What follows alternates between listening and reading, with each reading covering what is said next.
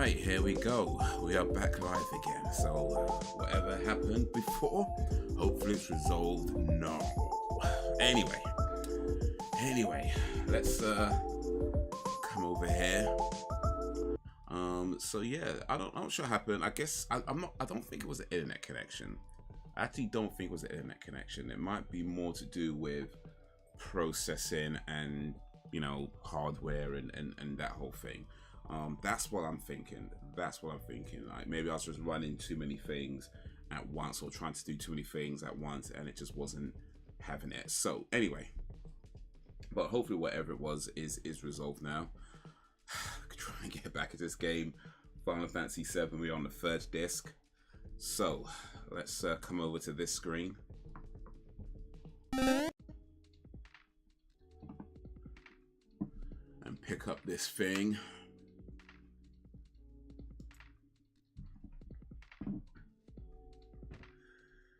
All right. That's a bit loud in my ears, actually. Let me turn that down a bit.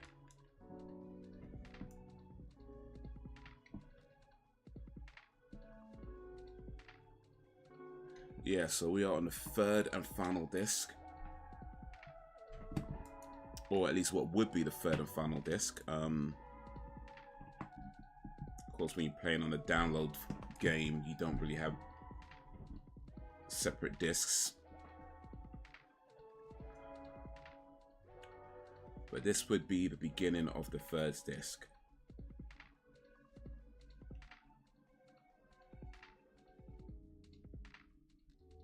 Let me see here. Do I have to go there right away though? Because we need to go to find Sephiroth.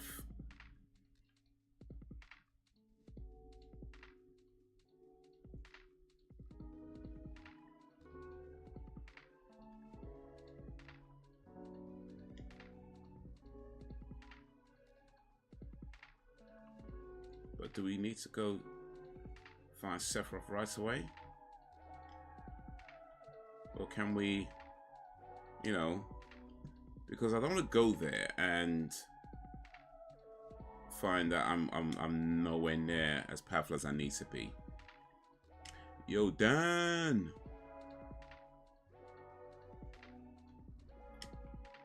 Dan the man, appreciate you coming back. I'm not sure if the problems that we were having are completely resolved, to be honest with you. I feel like they might still be lingering just a tiny little bit. Yeah, that's what I'm talking about. Yeah, I think some of those problems might be lingering just a tiny little bit. But I don't think it's the internet issue. Like, even though it appears like it's an internet issue, I don't think that's what it is.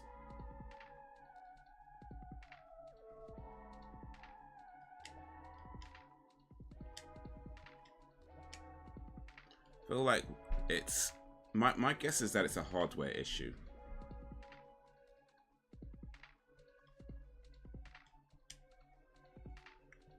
But it's hard to tell, really.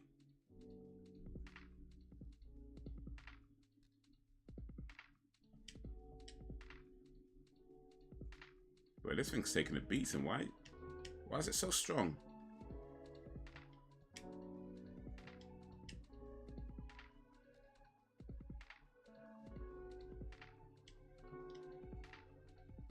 There you go, finally.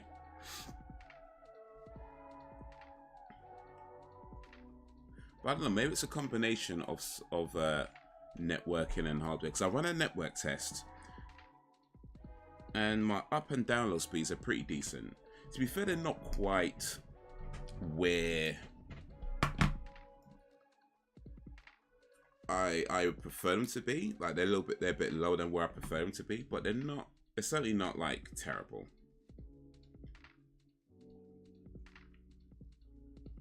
I'm gonna see if I can get my characters up to at least level 60s.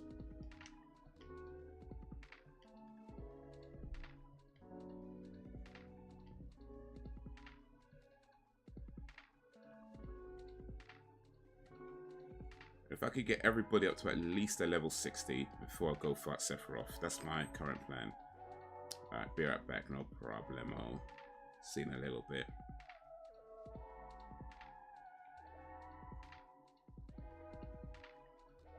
I don't know, maybe it is a network issue.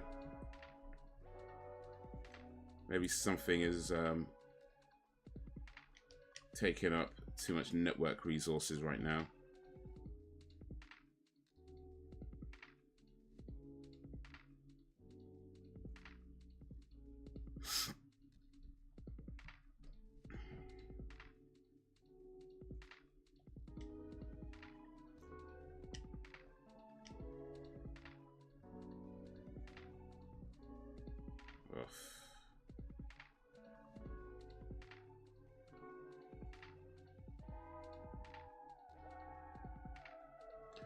One day a week.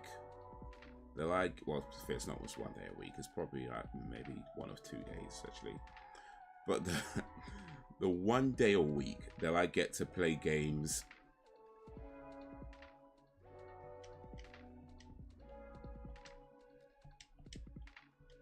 and this happens at this, bruh.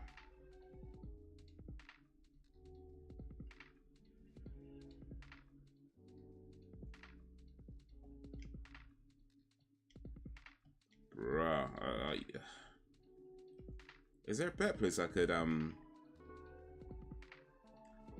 think there's gotta be a better place where I could level up though. Like, this seems to be a bit,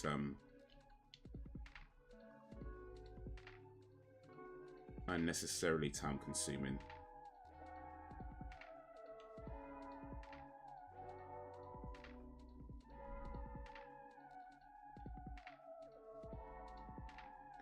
Mate, I better save before this thing cuts off again.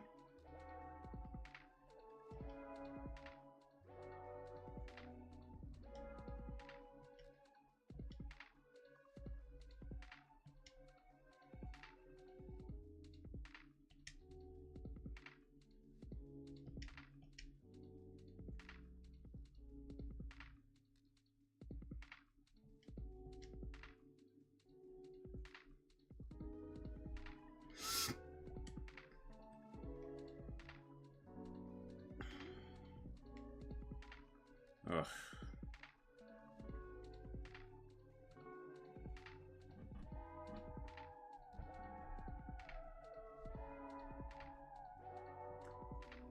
Your internet connection quality has dropped. This game will close in 30 seconds. Oh, shoot.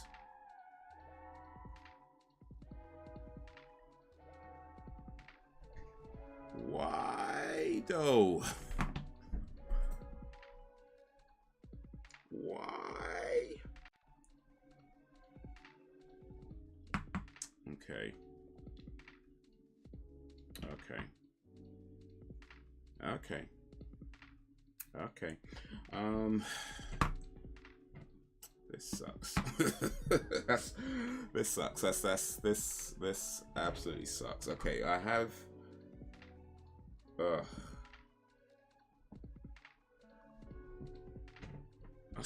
I don't understand though. Let me run a speed check again. I'm playing this game on the cloud, by the way, on the PlayStation Now or PlayStation Plus cloud service. Because that's my preferred way of playing, just because it's a long tenant on my PlayStation.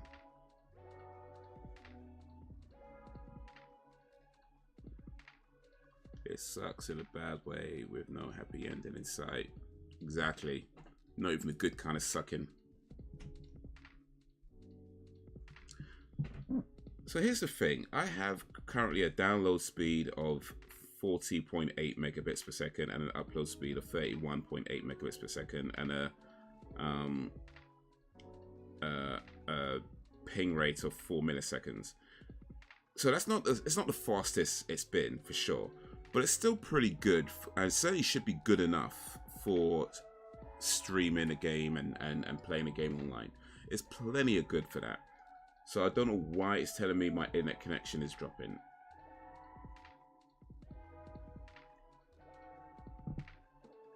Other than that, still entertaining to watch. I appreciate that then. Not too bad. It should be a decent. Exactly. Now the stream itself seems to be okay, so that's something. So I don't know. Maybe maybe that's more. It's an issue with the PlayStation online service. Maybe, just maybe. So what I'm gonna try and do.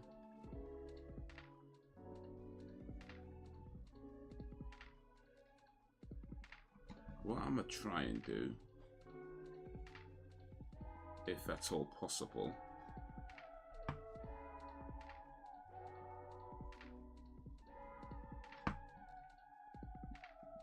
is switch to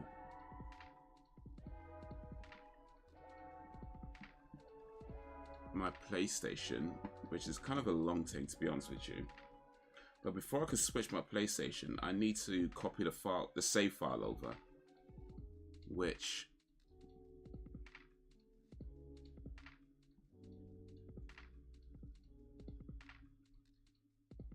you are now in controller mode. Use your game controller to navigate.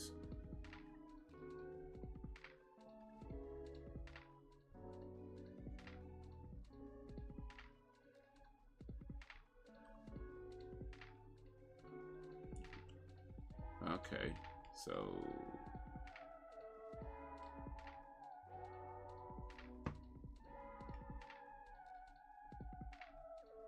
oh, that's all media. Okay.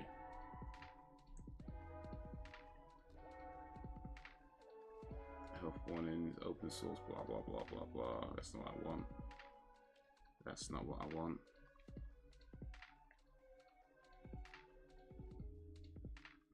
Enter.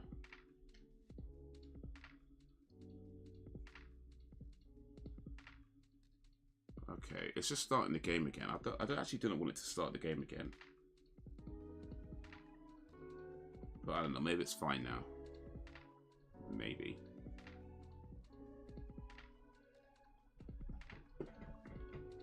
Maybe.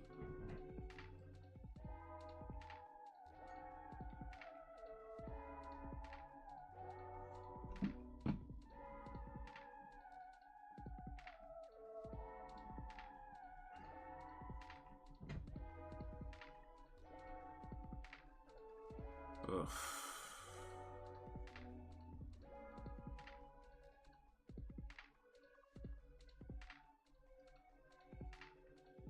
Okay, here we go. Application, save data management. So let me come over here. Save data in game streaming storage. All right.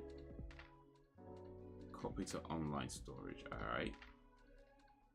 The way PlayStation do this is long though. Like.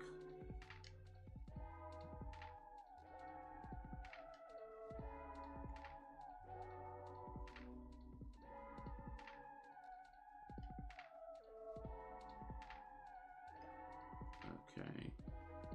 So. 5th November. Online storage. Hold on a second. November. Oh, November. Doom. That's May, because they do it the way around. May. That's the 11th of May, not November. That's so. You know what? It's confusing when you live in a different part of the world. That's May the 11th, and that's 24th of March. So May the 11th is the more recent one. Yes. May the 11th is the more recent one. Okay. So.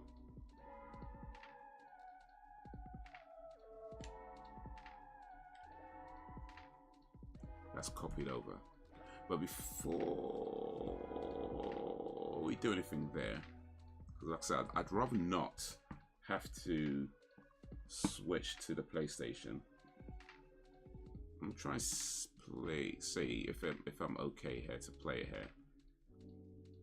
But I'm guessing not, because it's already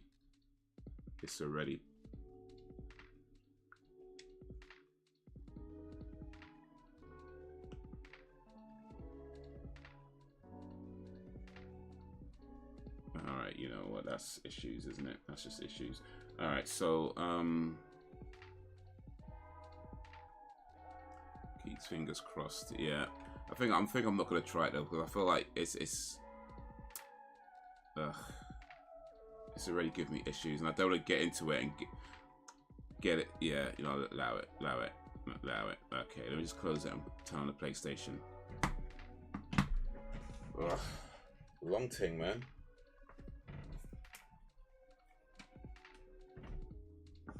Long thing.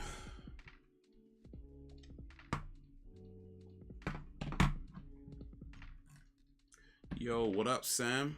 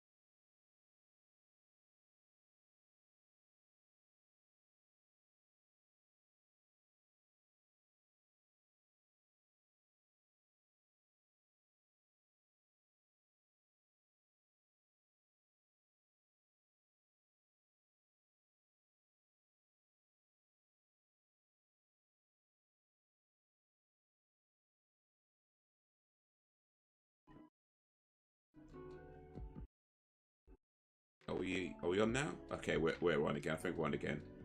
Ugh. Yeah, I was just saying, having bit problems with the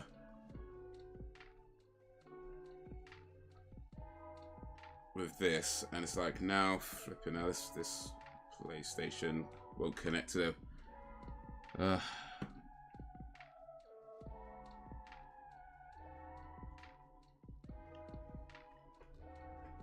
now the PlayStation controller won't connect to the PlayStation.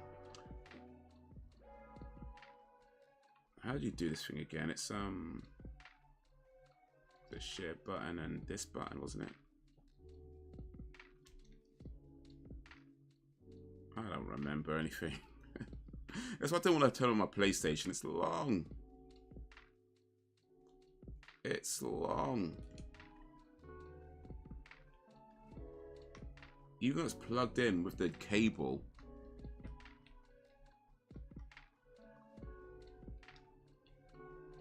You have to reconnect these things. It's long.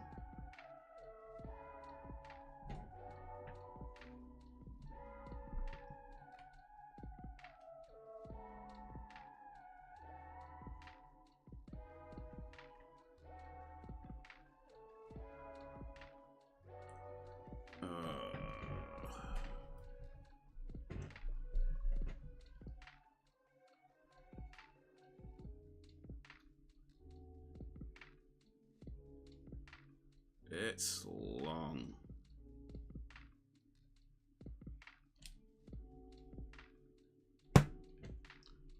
Why is it so complicated? Like, seriously, why do PlayStation make everything so bloody complicated? It should not be this complicated. Like, remember the days where you could literally just plug in a controller to your console and just be done with it? You know, you have a cable, you have a wire, you plug it in, and you're good to go. Now you gotta reconnect, and I can't flip it now.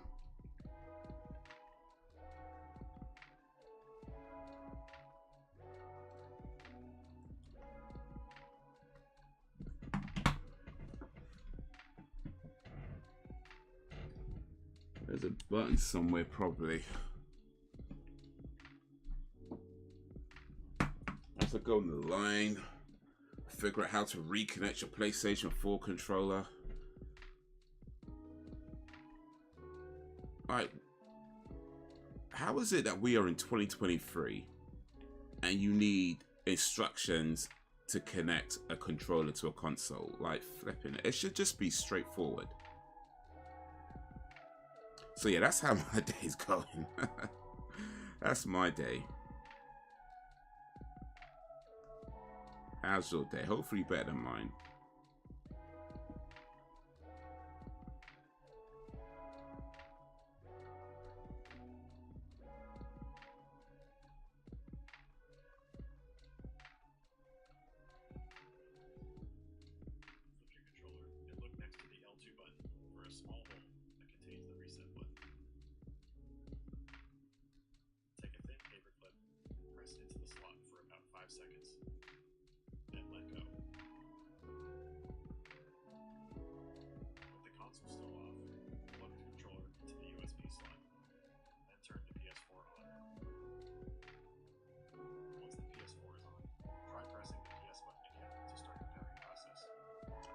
Ugh. So you've got to turn it off, restart. Oh, flipping now, this is long. This is actually long. I've got to turn off my PlayStation, stick a pin in a controller for 5 seconds, turn it back on with it plugged in, and then press a button. This is long. Who designed this? Like, who thought this was a good idea? You know, like, we used to just like literally plug things in and go, and that's it. That's your that was it. You plug it in and you're going. Now you gotta like fiddle around and look in the mirror, say Candyman 5 times. Like, bloody hell, this is long. Beats me, I know, subtle. That's why Elliot can't leave if he goes. I'm tech screwed.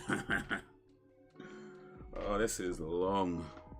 All right, let me turn this thing off.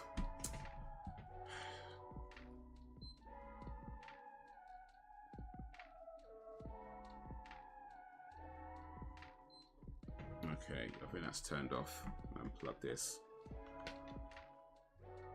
Now I need to find a pin. I don't know if I have a pin handy. I don't think so. Maybe I've got one of those like phone key things or something, but maybe. Okay. Well, we were supposed to go to the beach for fish and chips, but it started to rain heavily. So, oh, that's a damn shame. That is a damn shame. Which beach was you going to go to?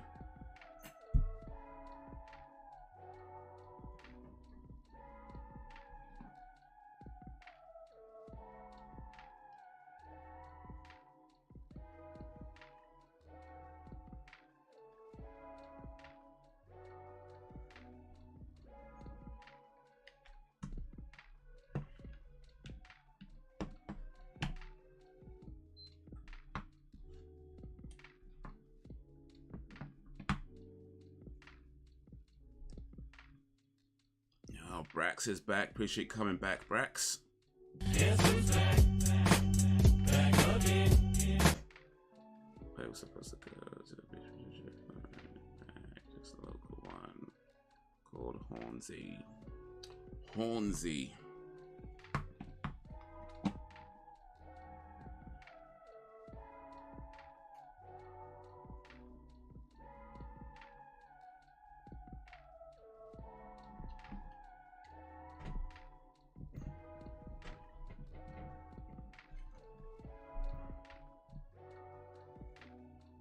Okay.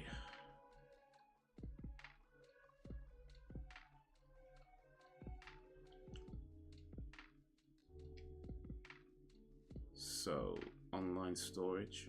I want to download my online storage. Wait a minute. November, March. Yeah, okay. November, May, rather.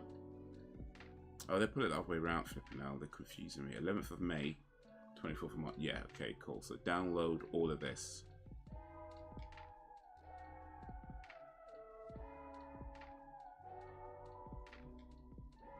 The 11th of May. Yes. Yes. Okay.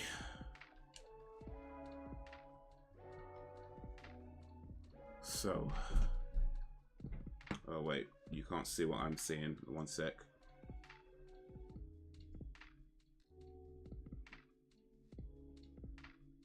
It should play.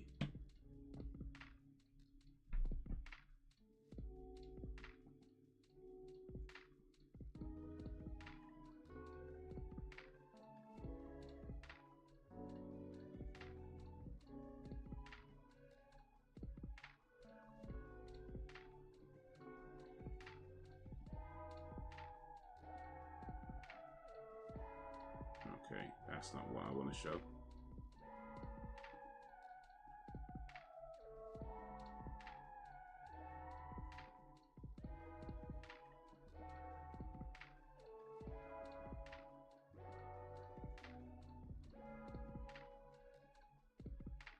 Oh, bruh.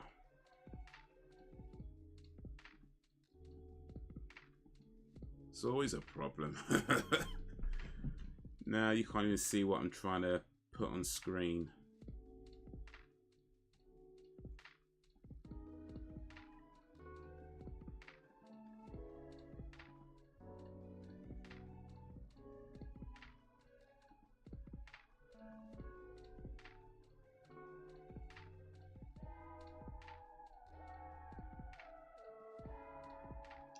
Oh, now you can't see what I'm trying to put on screen.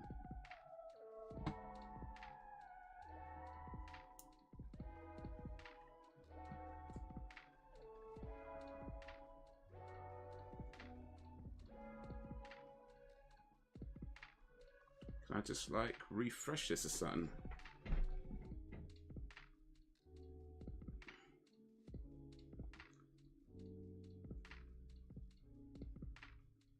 There should be a refresh option somewhere, but everything is long. Everything is long.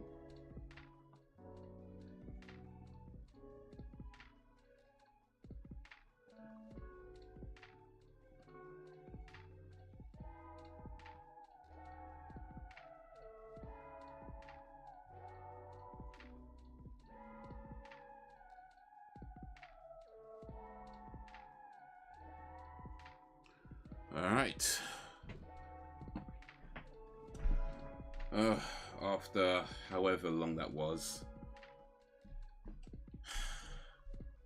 finally got to this game. Bloody hell.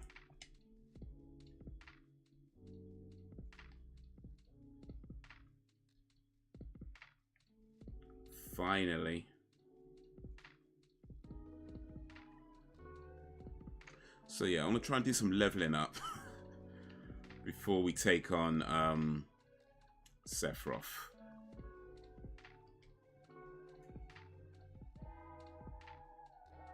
But I think we need to go to a different area of the map because there's got to be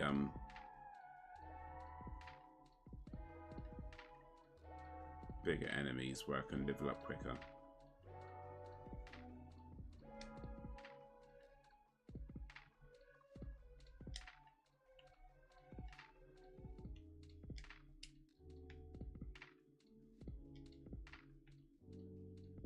It told me to tell you Final Fantasy is gay. That's why it's called fantasy. Elliot said to say Final Fantasy is gay. That's why it's called. Okay. Well. Well. I mean, I'd be offended, but Elliot plays Call of Duty, so I mean, you can't really take nothing so seriously. Come on. Come on.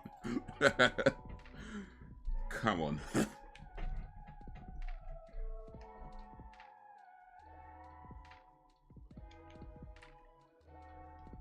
There we go.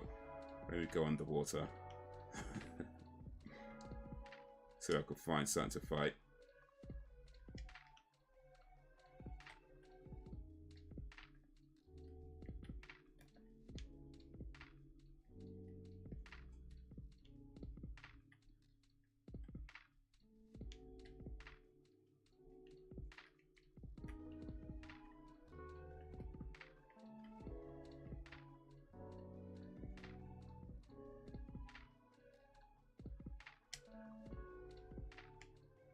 There's some big enemies in here as well.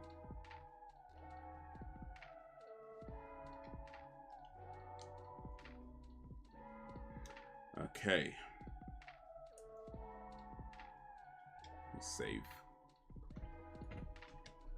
So that's the current plan. Level up to, I want to get everybody to at least level 60.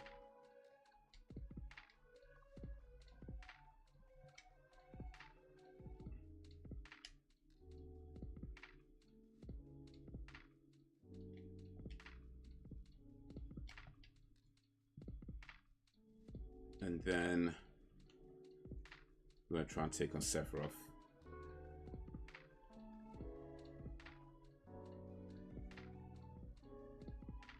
He said Call of Duty is a man's game. Keep in mind, he says, get your load out. Oh, yeah. Bruh. Call of Duty. Alright. Man's game. Call of Duty. Alright. Alright. Let me summon something.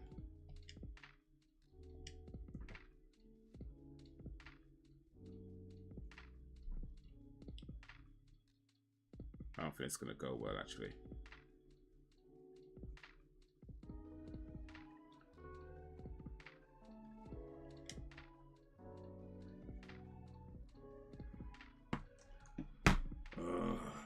I played like 2 or 3 Call of Duty games.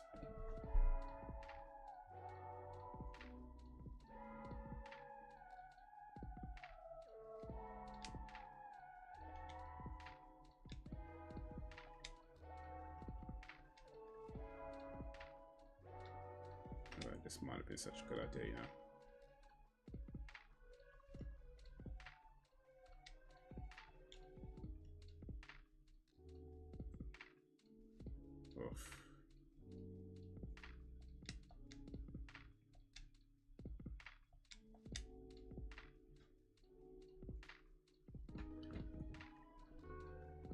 So he's currently playing Flight Simulator.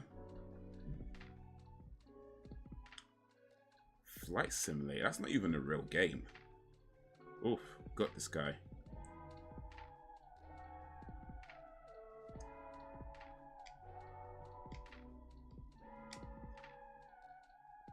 Flight Simulator is ugh.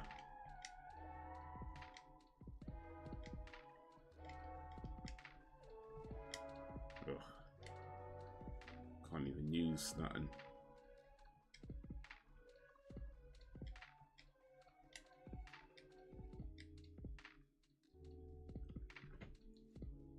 Flight Simulator was not even a real game. That's like, you know, you pretend to take off somewhere and land a plane. Like, come on now.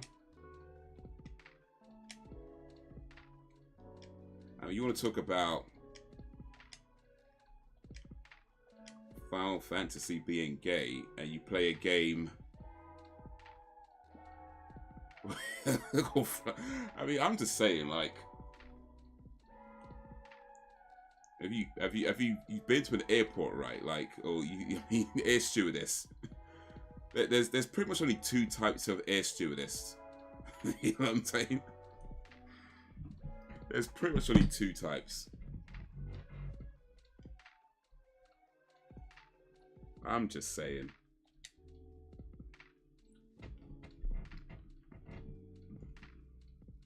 Yeah, it's a real game. It's a simulation. And I'm sat here pissed myself. I mean, the whole game is you pretend to be a pilot. And you I don't even think that you even see the pilot. You just see the plane. And then you got to take off. And then you land somewhere. And that's it. That's the game. Okay. Alright, alright. Hey, you know what? Each to their own. I'm not here to shame nobody. If that's what you like to do. It's alright. It's alright.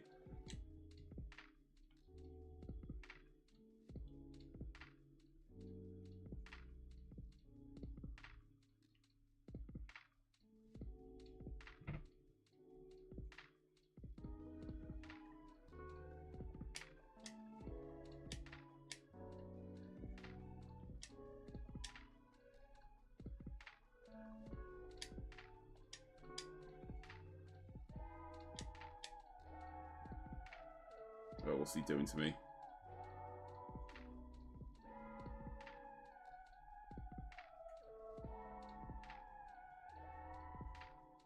Oh, we got him.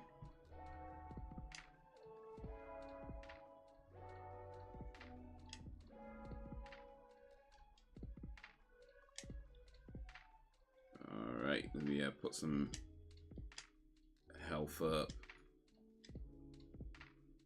Oh, he's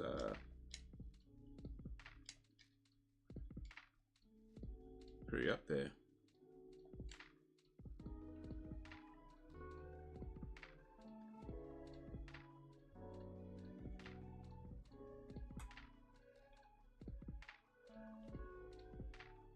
I mean, it's okay if you play Flight Simulator, really. I'm only teasing. I'm only playing. It's okay if you play Flight Simulator. I guess at times we all like to do things that don't make no damn sense at all. You know, it's part of the being human. We all like to do things that just don't make no damn sense at all.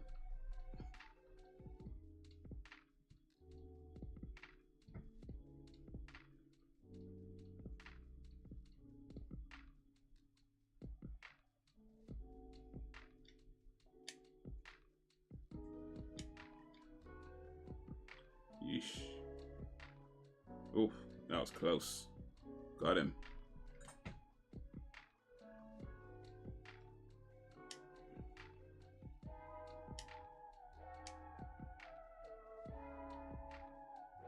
I make sure I put my magic up, my health up, rather.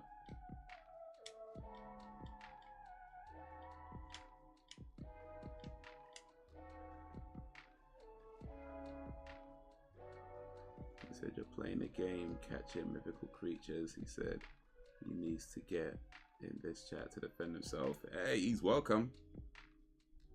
He's welcome. Everybody's welcome here. Everybody's welcome. If you want to come in and defend yourself, go for it, man. Not a problem at all.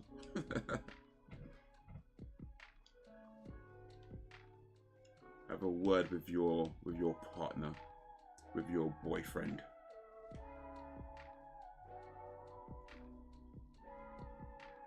Just seen him yesterday. He came to me so excited because his pretend football team got through on Football Manager. Bro, you play Football Manager?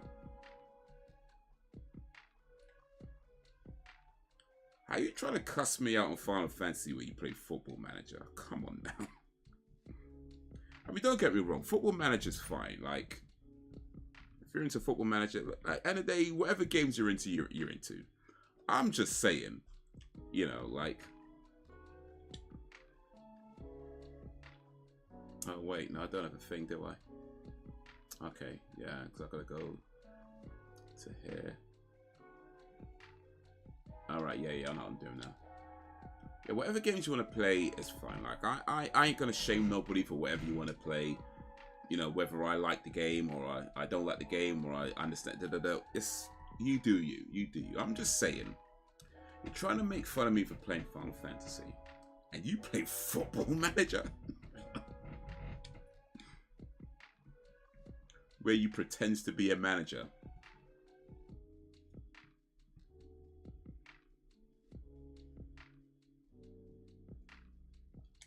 Of a fake team. I mean, that's like, you may as well be playing like Pokemon. Matter of fact, I'd respect it more if you played Pokemon. I ain't gonna lie. Like, at least with Pokemon, you know, you got like different attributes and like different like skill levels, and it's not as straightforward as like this Pokemon's better than that Pokemon. You got to figure out the weaknesses and strengths of each one. Football Manager, you just like buying players. It's like, come on now. Come on now.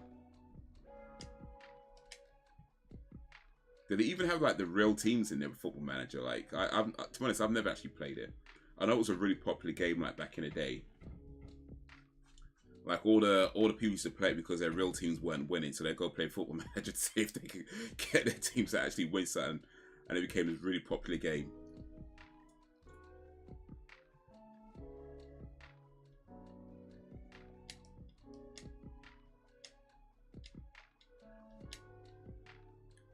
But that's pretty much it though. I think Football Manager is the type of game that people play when they support a team that doesn't actually win anything.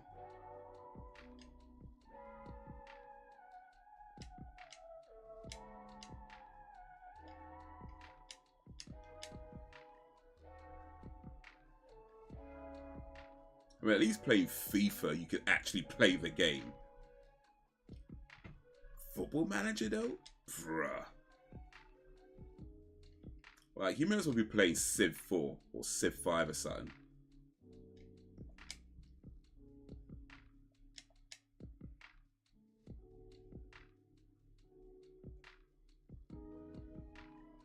I'd respect that more, I ain't gonna lie. At least with like Civilization, you've got like resource management. You know, you got to figure out which items to build, which to focus on, how to defend your town, how to turn your, you know, village into a town, your town into a city. You know, how to keep the people like happy, safe, healthy. Figure out where to spend your resources, what to focus on, what to build. Football Manager? Bruh, come on, man. Football Manager's like RPG light. He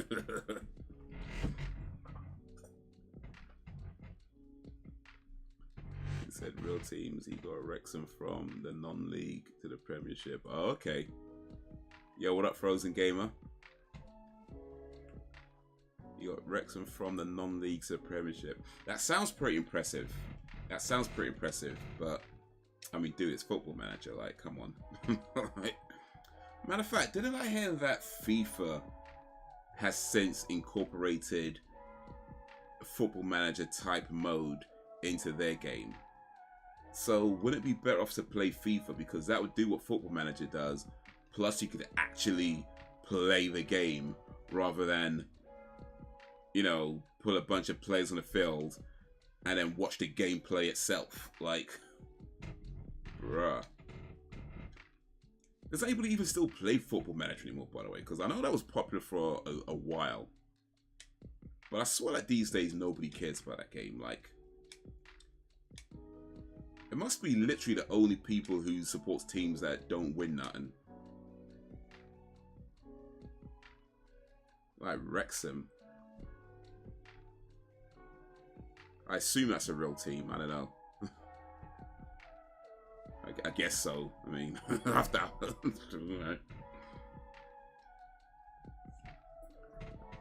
when you traveled to Pakistan, did they ask you for a COVID proof? They did. Yes, they did. Matter of fact, man tried to take a bribe from me when I when I got there. So here's the thing, yeah. When you go to, you could look on the website as to whether you need, you know, COVID proof or whatever else you might need, or various steps or whatever, right? And it tells you that, yeah, you're going to need proof of COVID. So I had my proof of COVID vaccination. So I had my proof ready. And when I got there, the guy asked me if I had proof of COVID vaccination. I said, yeah, and I showed him the paper. And then he asked me if I had another jab. And I had another vaccination. I had it. But the thing is, you don't actually need that vaccination to go to Pakistan. But he asked me if I had it, and I had it.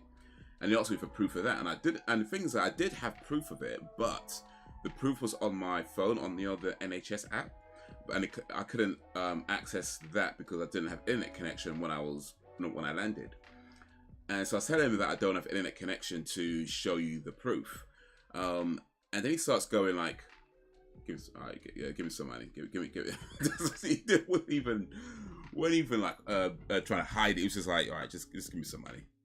And I'm like, nah, I don't think that's a good idea. Like, I'm not gonna participate in a bribe of a government official first thing when you land in a whole nother country. I'm like, nah, I don't think that's a good idea. He's like, just $10, it's $10. You know, it's fine, just give me $10. And I was like, nah, I don't think that's a good idea. And eventually he let me go and I didn't give him any money. But yeah, the dude just straight up asked me for a bribe. And it felt no way about it, you know what I mean? Not even trying to hide it, not even trying to do it on the slide, not even like, you know what I mean? Just like, bruh. But yeah, no, he let me through eventually. After about maybe a few minutes. He don't hold me for very long, hold for a few minutes. And the truth is, you don't actually need what he was asking for. You don't actually need that to go there. You just need COVID vaccination, and that's it. But I just happened to have what I should have said. I don't know. Maybe that would have been worse if I said I didn't have it. But anyway, it doesn't matter. Yeah.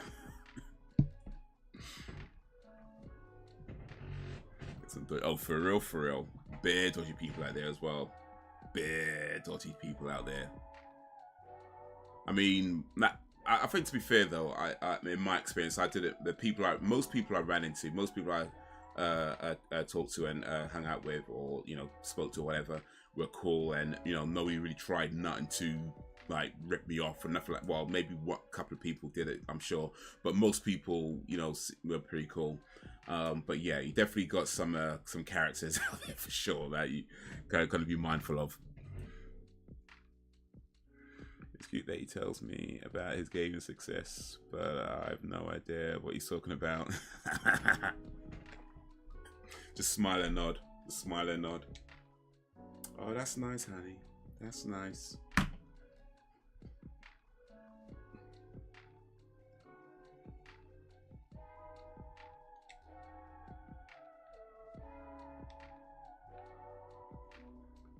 Things have changed.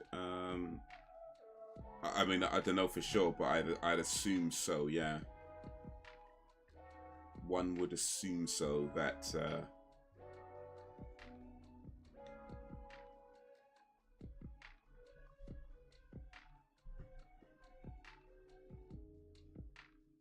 I mean, it's only been a few months, so they might not change that much.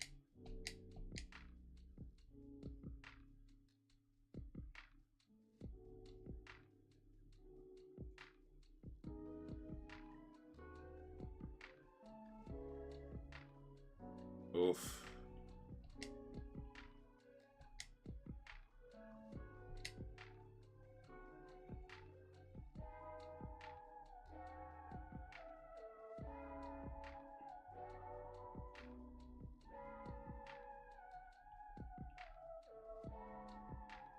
Ugh. This guy, man.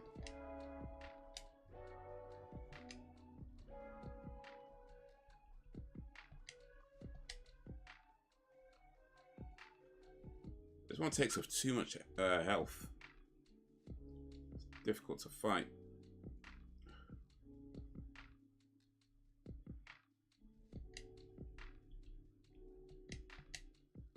Oh, damn it. No. He's got me. Imran Khan got arrested, but he's been released. Yeah, I heard there's some things. I don't know exactly what's happening, but I did hear about some political crisis.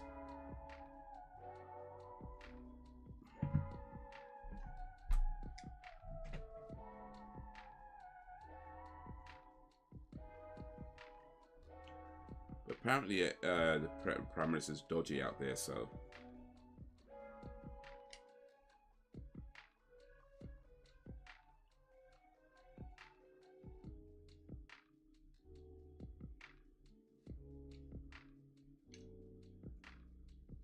I mean, like I said, I would still recommend going to Pakistan if you want to go. I would recommend it.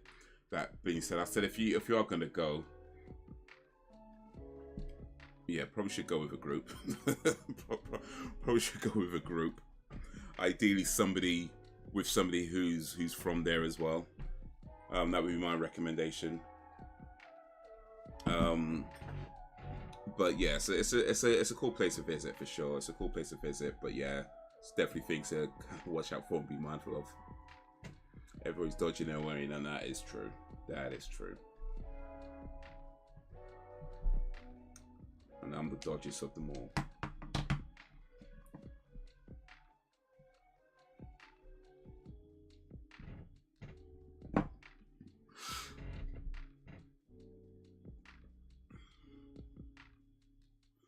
But yeah, I feel like I think the only one that there's two people that I met in Pakistan that one of them I'm like 99% sure was ripping me off. Like a good 99.99% sure he's ripping me off. The other one I'm not so sure, right? But one guy who is both cab drivers as well. The first one was taking me from the airport to the hotel, and he told me the price is going to be 3,000 rupees. And then when we get there, he asked for 4,000 rupees. And 4,000 rupees, I mean, it's not a lot of money in UK money. It's maybe about 15, 20 quid, something like that. Right, somewhere around about there. It's less than £20. It's less than £20. And the distance travelled for £20, it's cheaper than what you'd pay in the UK for sure. So it's not a lot of money. It's more the fact that he told me it was going to be 3,000, and then we get the ask for 4,000. And then he starts saying that the extra 1,000 is for him, and that's his tip. And I was like, well, shouldn't I be deciding if you get a tip or not? Like, you just decided you're going to get a tip and what it's going to be, you know. So that annoyed me. But yeah, I'm pretty sure that guy's ripping. I know that guy's ripping because pretty much most other cabs I got, whatever price they told me is the price they asked for at the end, and then after that I decided, you know, I could give them a tip from on top of that, and that's not a problem. But yeah, I was like, okay, once I had that experience, I was like, yeah, this guy was definitely ripping off. But the other cab driver that I'm not so sure about was supposed to be taking me to the beach. And I could see on the GPS that he's not heading towards the beach. Like he's going in some different direction. But I don't know the area. So I'm thinking maybe he has to take some roads that leads back to the beach. I don't know. Because it could be like that, you know, one-way roads or whatever. I don't know. But he's going this different direction. And I'm thinking, this gets to a point where I'm like, this is kind of odd. Should I say something? That's what I'm thinking in my head. Should I say something? And eventually he kind of pulls over. And he starts looking at his thing. And he goes, oh, yeah, sorry. I think it's taking me in the wrong direction because you're trying to get to the beach. And I'm like, yeah. And he goes, oh, okay, let me. And he puts in the right address in his GPS, and he goes back and he takes me to the beach. And we get there, and it was supposed to be, I think, like 300 rupees. But when we get there, he asks for like, 500 or 6 or whatever it was, 600. Because he clearly charged me for that extra bit that he drove the wrong way. And I was like, I think you did that deliberately. That's what I'm thinking, you did that deliberately. But again, it's like, it's not a lot of money to get too mad over. It just sucks when that sort of thing happens, because I don't mind, giving somebody a tip or paying extra. I get the economy's not that great, and I'm, rich foreign guy, whatever, right?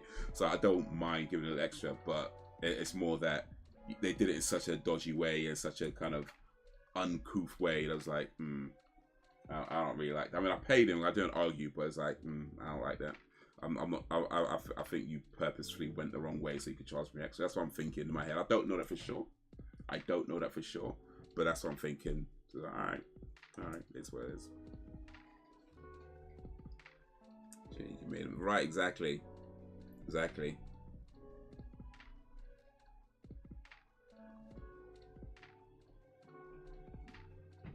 And I know, I drive a cab, so I know that it's certainly not an entirely impossible thing to, get the wrong address coming through. The thing is, because I can't book. When I was over there, I can't book the cab myself. I had to ask the guys at the hotel to book it for me. So, I mean, I guess it's possible that the guy at the hotel accidentally put in the wrong address on the app. I guess that's a possible thing, but that's why I mean I don't know for sure. But yeah, I still feel like he probably did it deliberately. I feel like he probably did it deliberately. But yeah, no, I drive a cab, so I know that it's not an entirely impossible thing that the wrong address gets entered and then you could go the wrong way.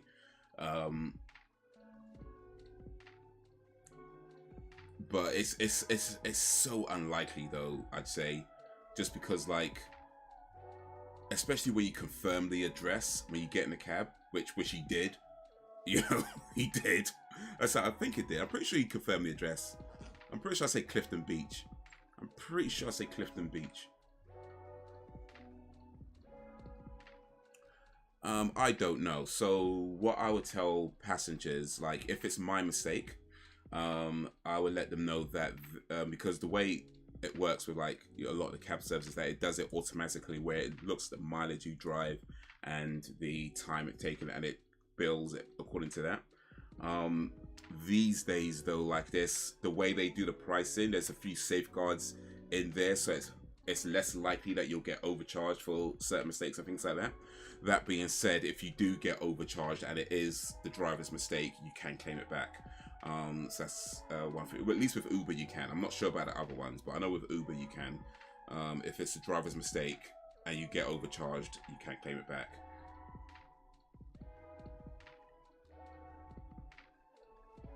So yeah, I'll tell people, if I know for times where, for example, I've missed a stop, not missed a stop, sorry, missed a turn.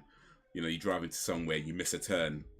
Yeah, I mean, nine times out of 10, you miss a turn. It's not a big deal. You just get the next one, and it doesn't really make a massive difference, right? But when you're on like a motorway or a dual carriageway, something like that, you miss the turn, it's like, whoops. Whoops, it's like 2, 3, 4 miles to the next one. You got to drive all the way back, and it's like, yep, that's gonna add some time to the journey. Whoops. But yeah, I'll let people know if I've made a mistake, and there's a possibility that it could charge. That could be charged extra for it. Interestingly enough, though, I don't think, at least to my mind right now, anybody has claimed it back, because Uber will let you know if you if somebody claims it back, and I could look at it and say, yeah, cool, whatever, right? But I think, actually, no, maybe one. There might have been one that did, but I think most people, at least, you know, when I've said to them, not that I'm making all these mistakes, by the way, we'll give the bad impression there. I don't. It's not like I'm just making mistakes all day long. But you know, when I have made mistakes and I've let people know, to my mind, I feel like most of the people didn't claim it back. They just kind of let it go, which of course is up to them. You know, you know, if they don't, they don't. It's whatever. But if I let them know, then I feel like, if I've let them know and they don't, that's their choice, you know. But yeah, I hopefully it's not making mistakes all day long. I'm not trying. Hopefully I'm not that bad. I'm not that bad.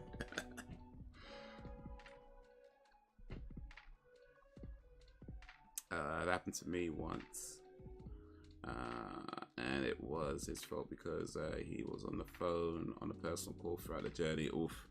Yeah, I don't do personal calls if I got somebody in the car. That's just one of, it's not, I don't know if it's an actual rule, to be honest with you, but I'd rather not do that, just because I feel like it's, I mean, for one thing, I don't particularly want to be talking my personal business in front of, you know me, I don't particularly want to be doing that. So yeah, I wouldn't, but yeah, I mean, I don't know if he still can, depending on how long ago it was, I suppose. But yeah, if that was their fault, then yeah, you can go into the app and claim it back. Hopefully, it wasn't too long ago where you can't do it anymore. I suppose, I don't know if there's a time limit on it. To be honest with you, I don't know if there's a time limit. There might be, but if not, then yeah, hopefully you can get it back.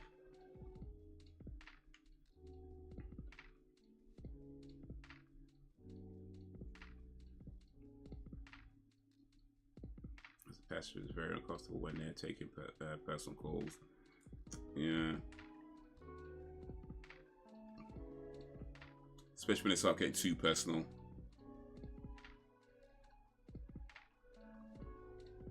Hey baby, what you wearing? Yeah, you got that dress I like on. You know what I'm gonna do to you when I get back? Like, bruh.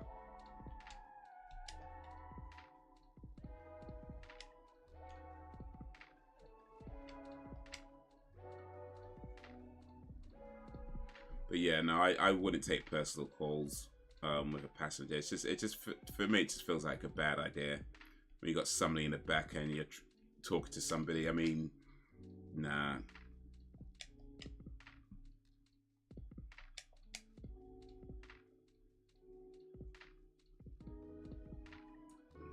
I don't do that.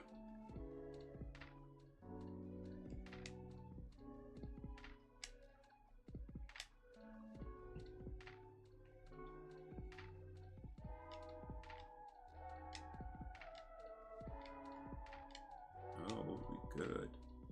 Yo, Fred's back. What up, Fred? Are you watching TV again? Please and thank you. Well, today we're playing video games. Or a video game. We're playing Final Fantasy VII, actually.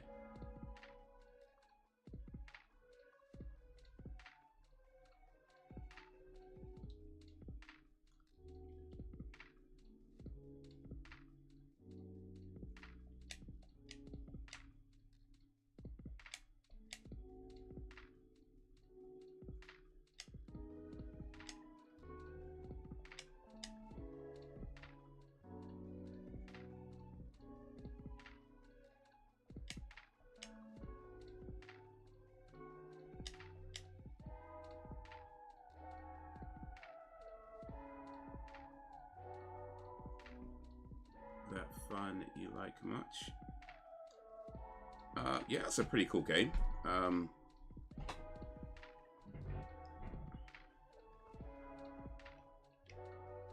trying to get all my characters up to at least level 60 so that we can go take on Sephiroth. We've got a long way to go. Well, maybe not a long way, but we've got a bit to go.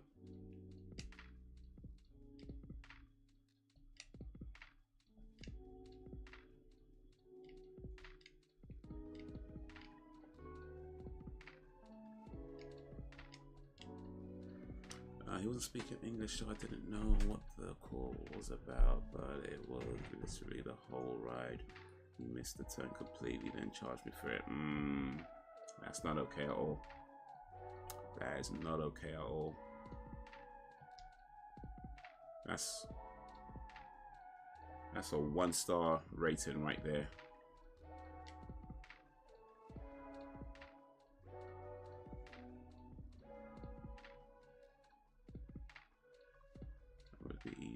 You expect to complete? I don't think I'm gonna complete this today, but we'll never know. You never know. I never know.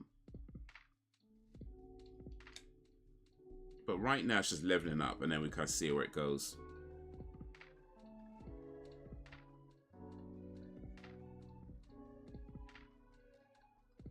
Dino Crisis. Oh yeah. Old school, but I know the one. Well, I know the series. It's very uncomfortable. Yeah, no, for sure. I mean, I just... I typically keep my phone on silent. But yeah, even if it rings or whatever, or... It's like, yeah, just don't answer it. Just let it go to voicemail. And get it later, you know?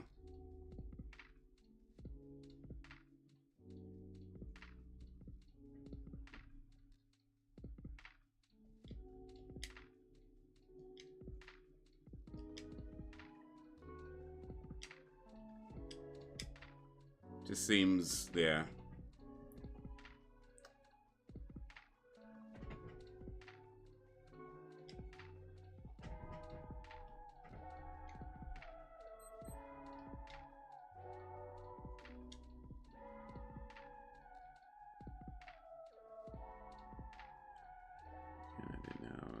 Prices is like another version of Jurassic Park. Yeah, I guess it is kind of. You can stay up until complete, so probably not. I mean, this is quite a big game. Although that being said, apparently the part I'm on is the shortest part of the game.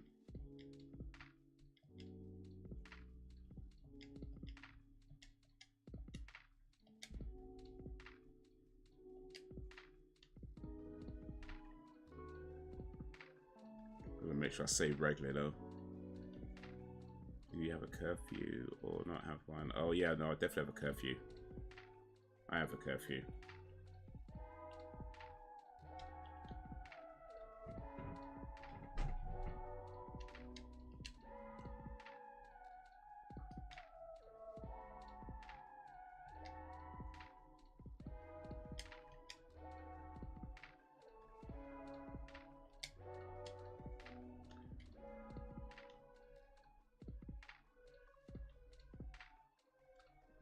Mind, it's a quick call because it's usually the wife and they apologize and I'm like, oh woman, I get it, but the whole ride's not. Yeah,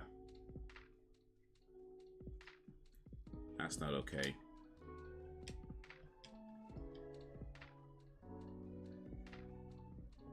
I hope no. I hope we did give him a low rating though, like. Especially for charging you extra, like, that is not okay. But I feel like, I don't know, I mean, I used to work in customer services, right? Like telephone customer services. Oh, what am I doing here? And I guess part of that has, I don't know, given me a different kind of view on how to handle certain situations. Like, I've just noticed in places where I've worked, not just even with the cab driver, but even other places where I've worked, like, my mind is typically like customer focused. Like, who's the customer and how do we serve them as best we can? That's usually how I think of like a job that I've been given to do. Like, how do I serve the customer as best as I can, as is required by the job that I'm been tasked to do. Right. And yeah, I just find sometimes other people don't really look at things that way. Like, let me give an example.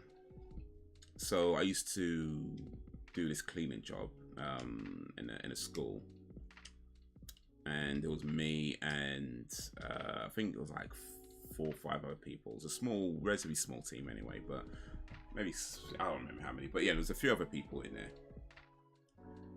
And I remember one guy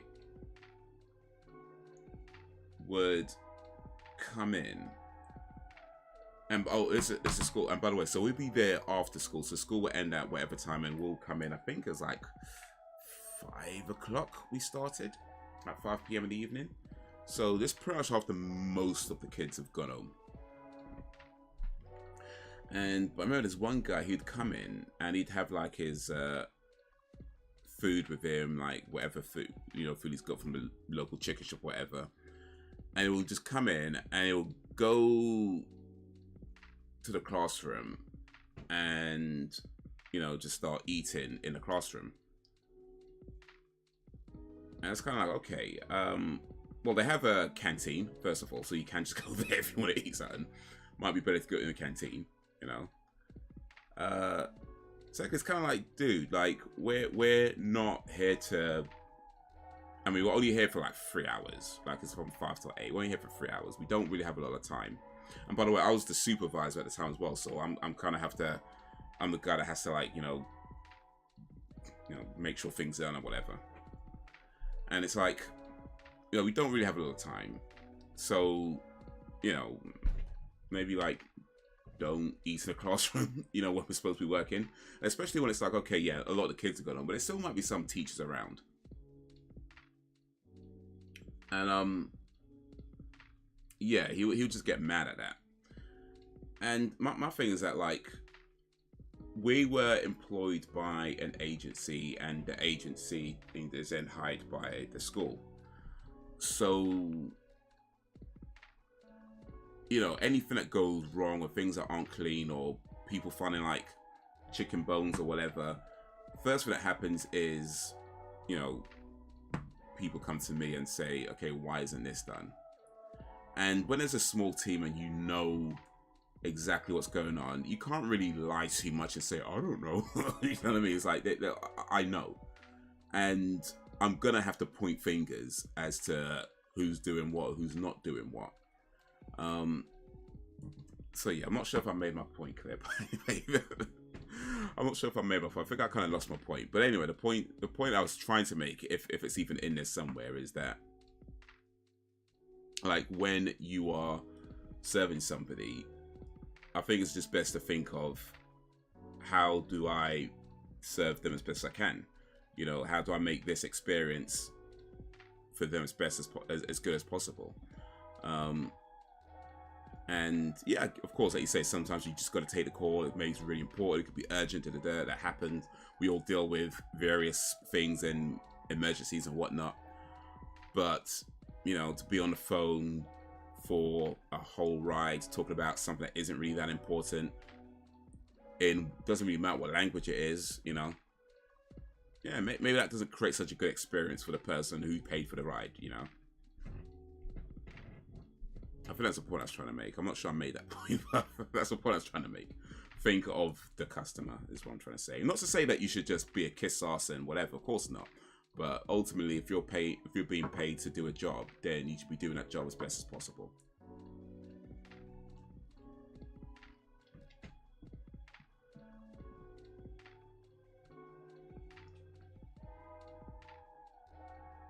What time do you have to be in bed for? 12, and it is just about 10 now. Some people do jobs are rude, some even naughty, but not all. Indeed, it depends, yeah. I don't mean to sound like I can't remember. The customer is paying for a service. I get that customers can be ourselves, but at the very least, just don't make your customer uncomfortable. Right, exactly. Movie drivers made me uncomfortable. There was even one who talked politics, then asked me which way I leaned. Again, uncomfortable. Yeah, I don't mind talking about politics, religion, stuff like that in my cab, but I would never bring it up. Like, that's kind of my rule. If they bring it up, then yeah, I might say something. And even then, I'm kind of like, let me be kind of careful about what exactly I say, because I don't want to get into arguments with nobody. But yeah, I would not bring it up. That's such a dangerous area. I feel like politics, religion, or just anything that has the potential to be very divisive, or where people could be very opinionated. Like I say, if they bring it up, then sure, I'll talk about it.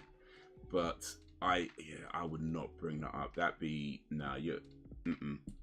because you never know who gets in your car and just has the strongest opinion about something, and now you're arguing with somebody in your car. You still got 40 minutes left of this journey, and it's just an argument. Nah, I ain't trying to do that. I ain't trying to do that.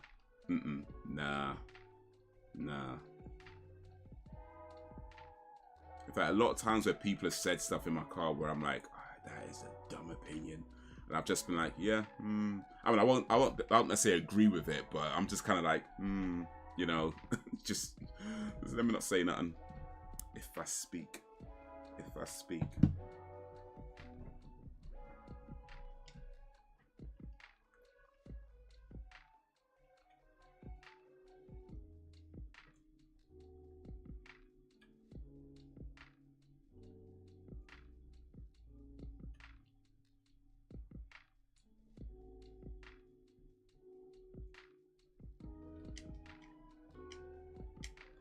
Yeah. There's certain things, it's like, you know what, just nope.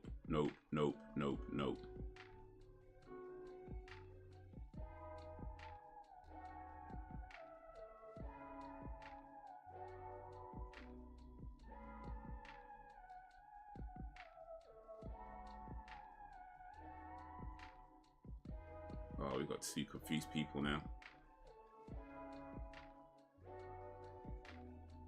Oh, we've got to have 3 confused people. This ain't okay. Oh, come on, man.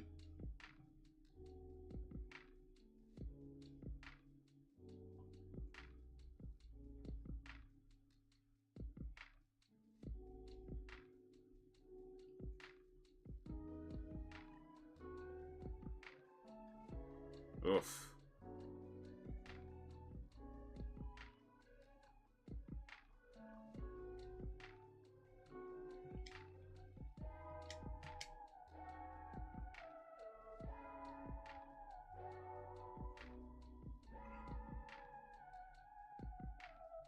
Oof, just got him.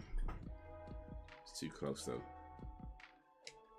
And we've got Barrett leveled up. Nice. Alright, item. I'm gonna go Phoenix down.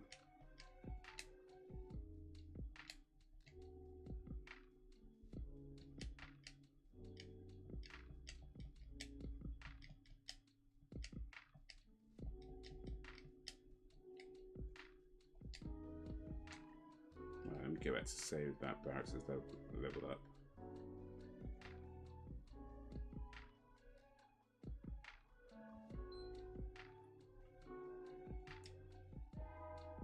I put it up because he was talking about the bus strikes. I made the mistake of saying what the hell just happened? What just happened? Why is there no signal all of a sudden? Yo, don't lie. Don't lie. Don't tell me. Oh no.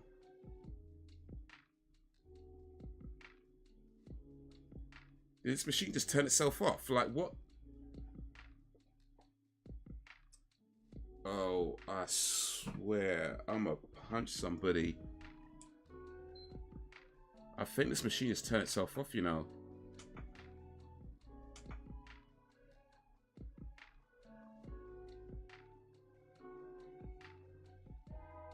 Nah.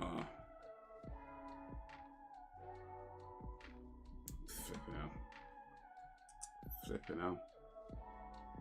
Oh wait, no, we good. Whew. Oh, that was too close. That was too close. Oh. I don't have to punch somebody. We good. We good. Alright. Made a mistake of saying my mouth to the bus driver. Then he said he was lefty and got on his high horse and then asked if I was a lefty. I said I don't align with any and I just believe what's right is right, I was wrong is wrong. He gave me the silent treatment after that. That was probably for the best actually. That was probably for the best. At least he just kept quiet.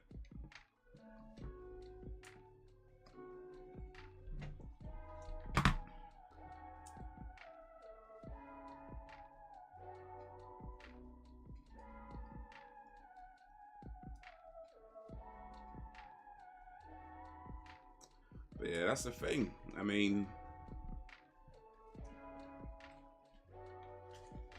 I try to keep it pretty chill in my cab, you know. I try to keep it pretty chill. So I ask people like, you know, how you doing, how's your day, things like that. I try to keep it pretty chill.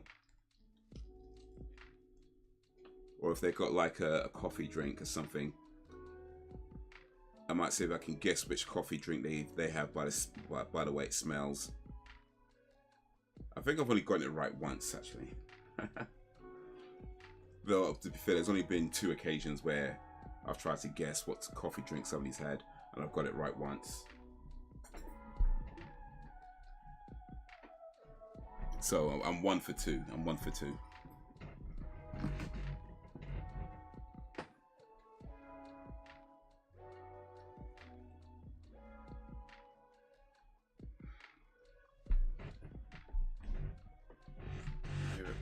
He was bragging about how well he treats his missus. He gave male feminist vibes. So one of them ones. You know what? I'm not sure if I've said this before. I think I might have, but just in case I haven't, I might be repeating myself. So bear with me. Allow me in it. So I'm pretty sure. I've probably said this before. And, male feminists, red flag. Like anybody refers themselves as a male feminist or just has that kind of male feminist type energy, red flag. Or at the very least, it's a yellow flag. You know what I mean? It's a. I'm not saying. Yeah, actually, yeah. Let me go yellow flag. Maybe not necessarily like all of them, but certainly enough of them, I think, are like, you know, ulterior motive type things. You know what I mean? Like it's nah. I don't. That's a yellow flag. That's a yellow, possibly even a red flag. When somebody refers to themselves as a male feminist. Side eye. It's side eye. You know what I mean? It's side eye. Just alright. But it's a side eye. You get the side eye.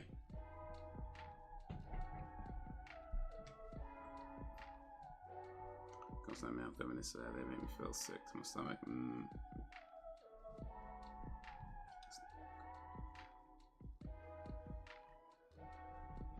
Yeah, it's a whole kind of just arrogance of it all, I think, you know, that a lot tend to have, and it's kind of you know, belief of superiority.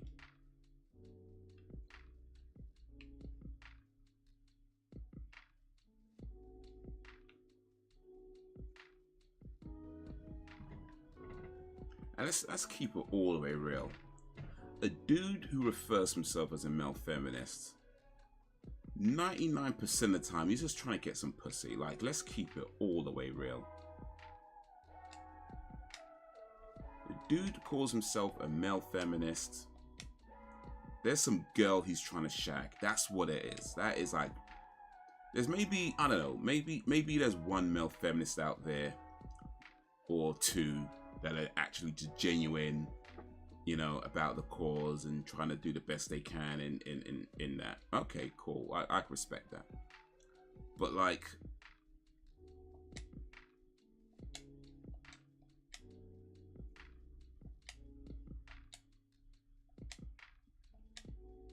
anytime someone calls himself a flipping out, that's just killing me off.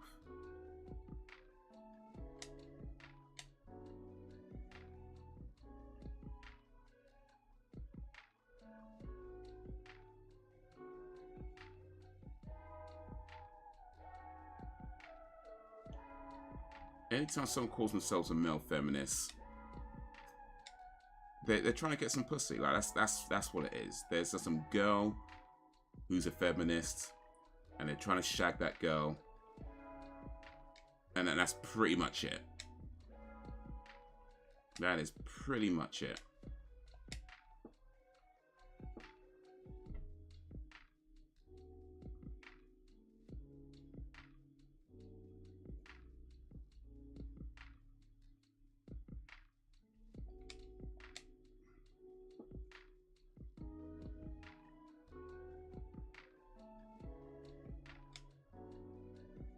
Oh, we got him, but yeah, Sid was gone.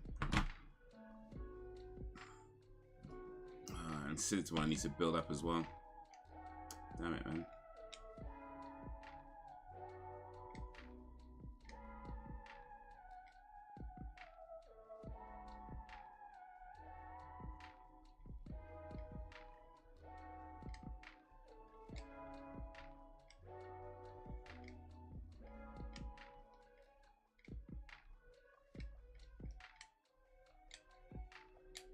Which item do I have that cures sadness?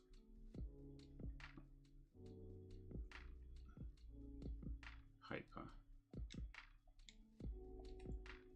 Anything says there's more than male feminists. Talk about women's issues. Yeah. And it's like, here's the thing, like, you could be a guy and you could talk about, you know, issues that affects other people. Of course, there's nothing wrong with that, right? I mean, at the end of the day, it's not an issue. It's not a problem that you are concerned about how things might affect other people, even if they don't necessarily affect you directly. That's fine. But yeah, it's just so it's not even the idea that a man can be a feminist. It's like whatever, like it's what it is, right? It's more so the fact that there's a respectable number of men who call themselves feminists, and they just come over with the most amount of arrogance, the most amount of BS, talking over women, you know, that they claim to be helping. And it's like, bruh, what are you really doing here? What are you really doing? Talk about how oppressed women are. We are not oppressed too, if that is supremacist behavior. I don't know what it is they are saying. We're oppressed. I mean,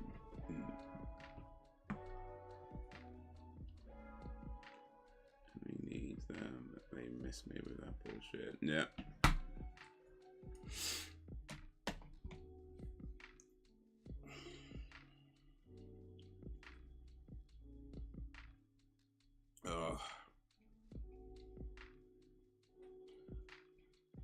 They start talking about women like they're second-class citizens or something,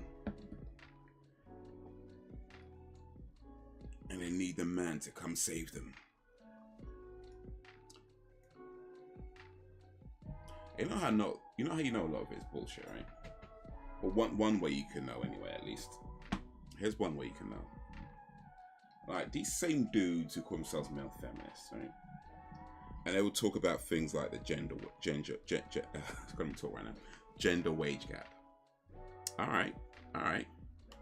How many of them are going to their bosses and saying things like, "I need you to cut down my wages so that Susan can be paid an equal amount"? How many of them are actually doing that?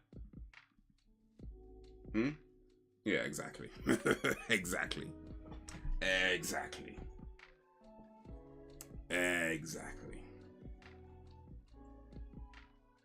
But they will jump up and down about women oppress women. It's like, okay, you go to your boss and you tell them to cut down your wages so they can pay the women more.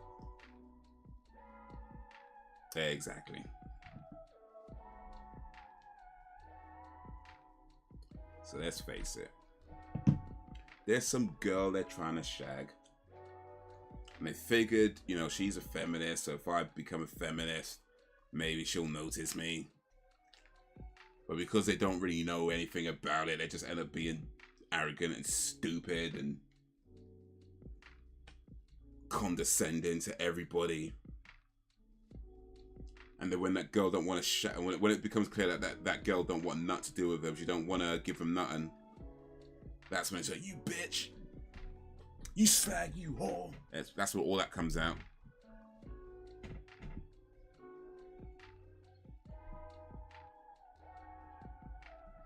So yeah, if you really want to help, just don't be an arsehole. How about that? Just don't be an arsehole.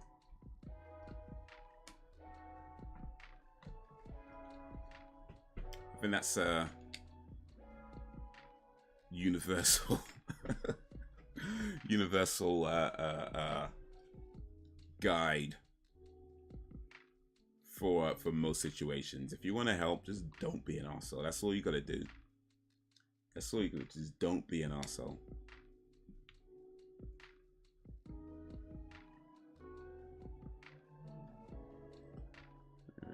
This no gender thing, no, that they try to say is anyway. Men and women are different. There is nothing wrong with that. No, for sure. Just be a decent human being, you know.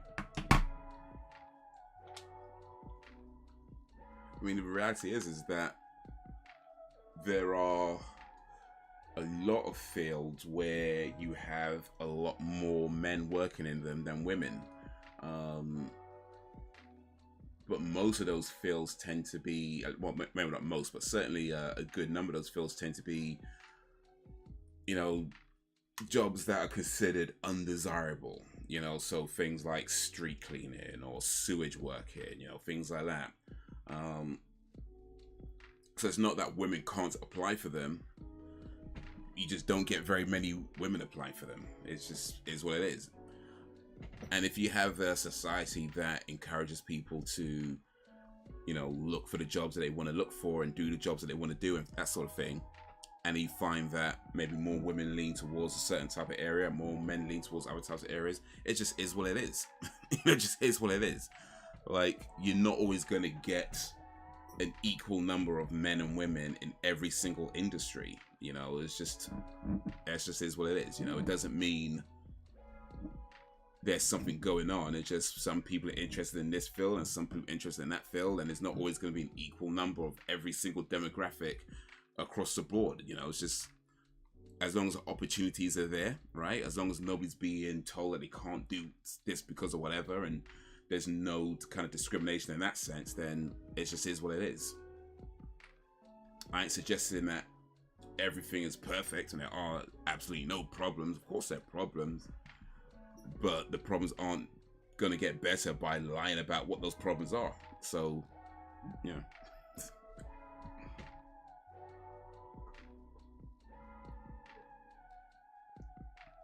Work there was men, but very few. It was mainly women.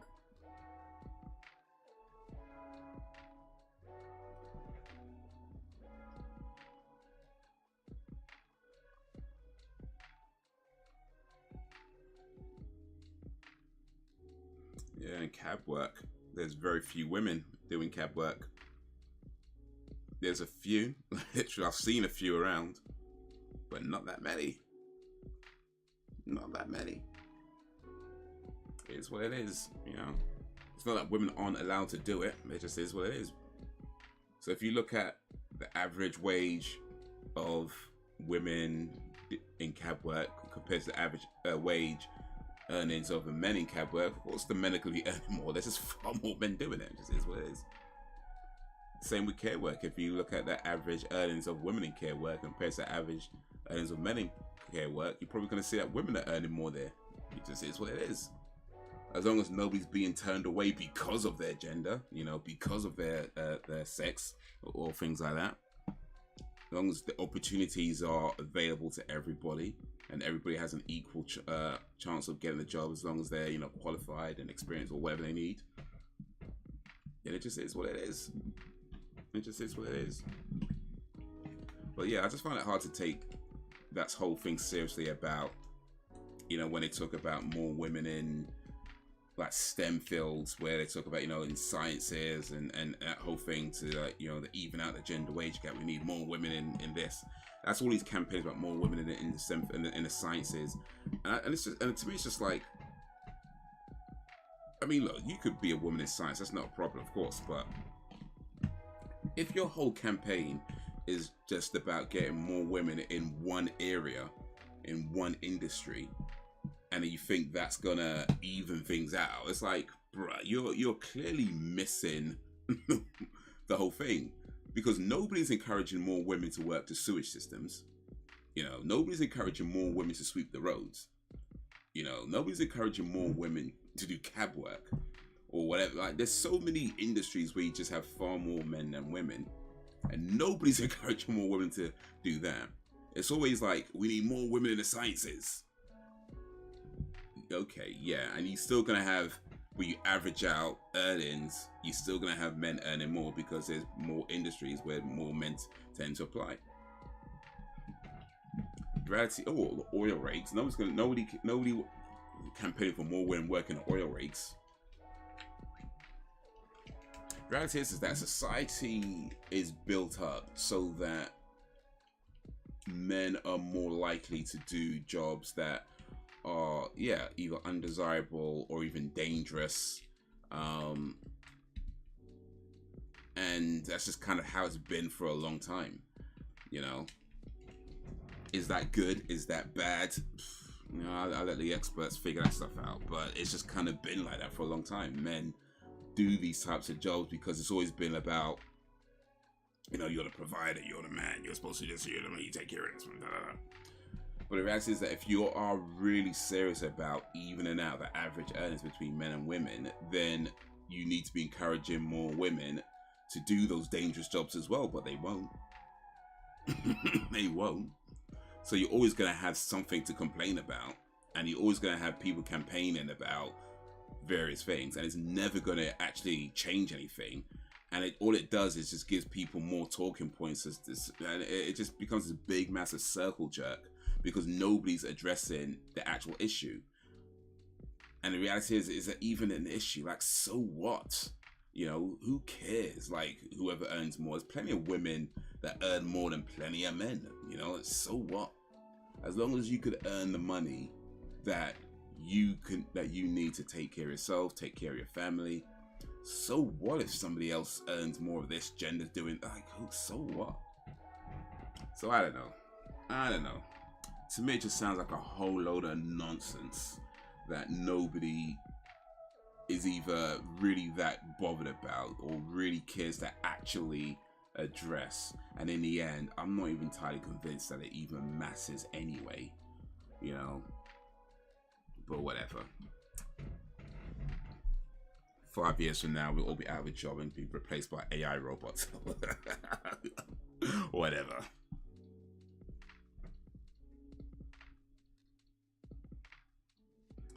They wouldn't be all in this conversation, though, about female-dominated fields, though.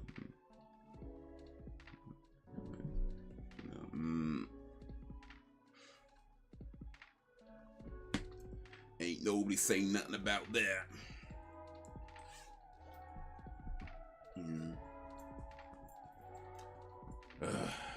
Anyway, that was my mini rant.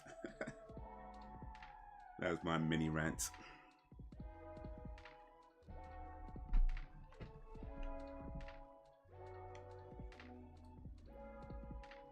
What's the time, Mr. Wolf? 10:30. Okay, cool.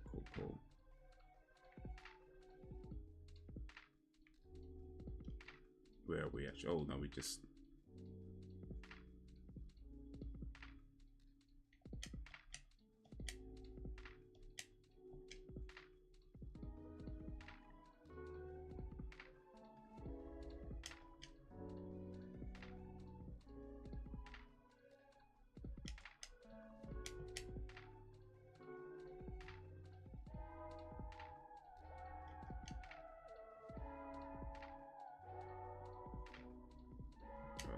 It's taking some beatings. Okay, there we go. Finally got him.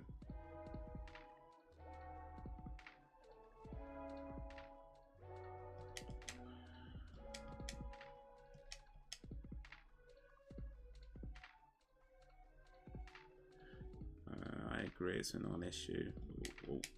Wait, sorry, one sec. Let me make sure I don't get killed. There we go, cool. I agree, it's a non-issue.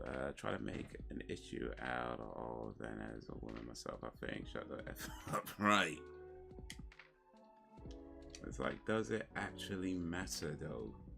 Like, here's the thing, like, if you have a job, right, and when you apply for a job, it's going to tell you what the pay is, right?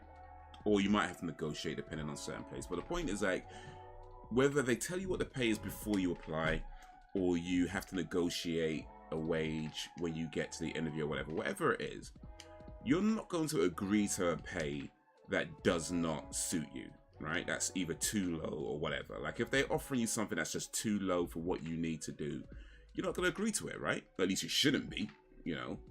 So you'd think if you are agreeing to do the job for a particular level of pay, then whatever that pay is, that is the amount of money that you need to do the things you want to do.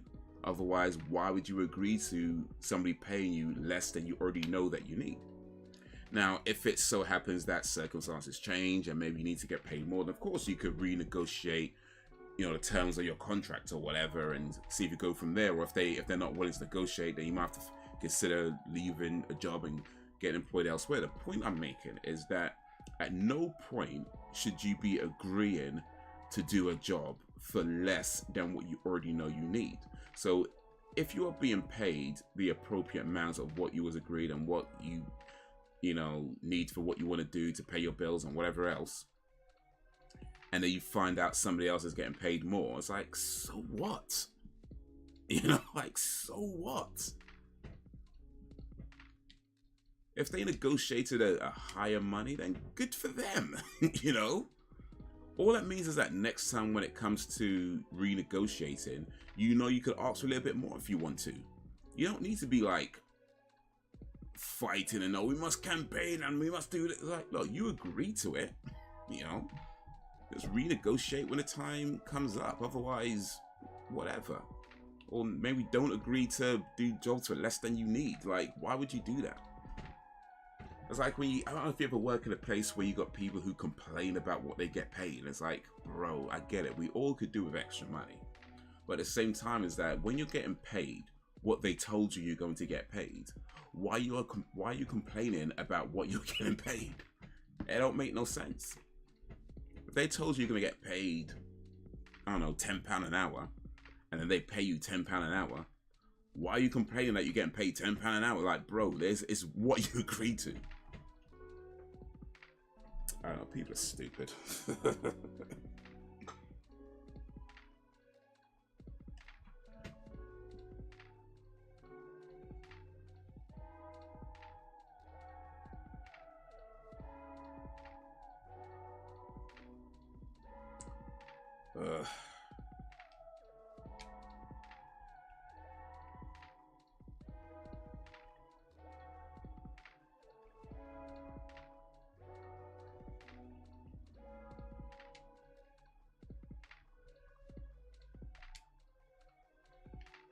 People are stupid. Nah, let me not say that. That's harsh. I mean, it's probably true, but it's harsh. Let me not say that. Let me not say that. Let me be fair.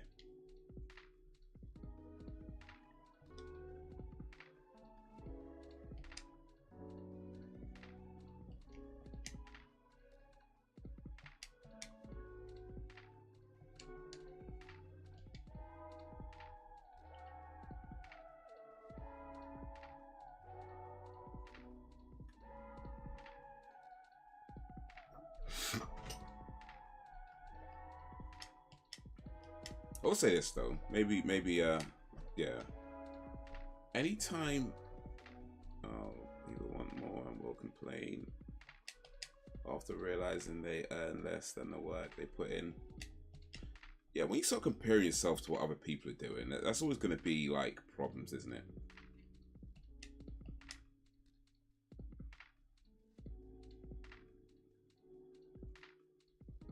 Going for a job, you already know the pay now. I would also need hours that suit because I have kids and no responsibilities you have to take into account.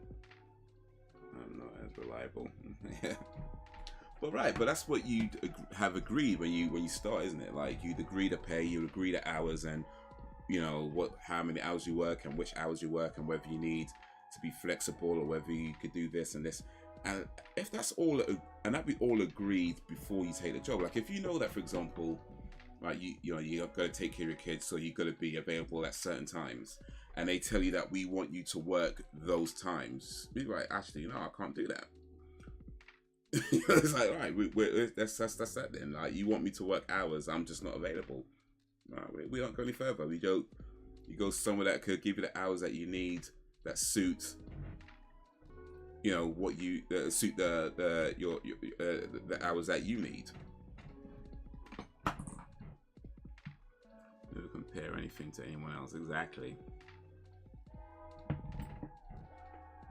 But I will say that I feel like any job where, you know, people say things like, oh yeah, you're getting paid, why is this person getting paid more than me for the same job? I don't believe it's the same job, because here's what I know about negotiations, and anytime you do a job where they don't give you a salary, you have to negotiate a salary. If somebody is getting paid more than you might have the same job title, but I can all but guarantee you do not have the same job. You know what I mean? You might have the same job title, you might be relatively the same level in the company, but I can all but guarantee you do not have the same job.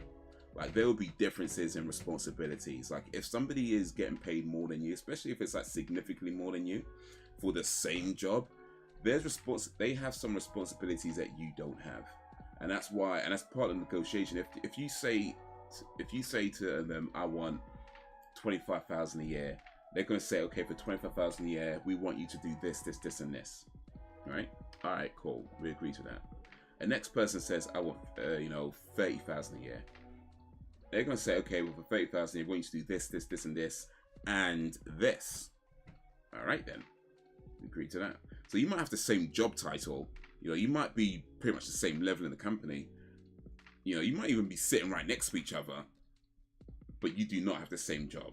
There'll be something different about the other person's job, which is why they get paid more. Either that or you just shit on negotiating.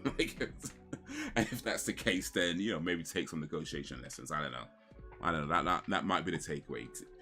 Get some negotiating lessons and learn how to ask for a better pay in your contracts. Maybe that's the lesson here.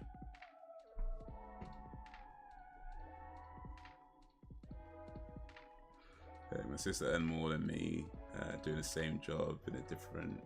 It's a different store. Okay, yeah. Never bothered me. That way like, hey, if I want to get paid more, I better go to that store where my sister works, isn't it? Better go there. They're apparently paying people more for this. The person who's getting more also probably has more. Right, exactly. They have more experience. They might be expected to do more. They might be held to a different level of, quality in their work. Things like that. Like there'll be differences in that negotiation. So even though you got the same job title or the same level or whatever, you do not have the same job. And there'll be certain things like if something is wrong where you might be, maybe they might allow it for you, or you might not get in as much trouble. The other person might be in a whole lot more trouble. So it's like, yo, we're paying you extra for this, so come on, you don't get to mess around like everybody else.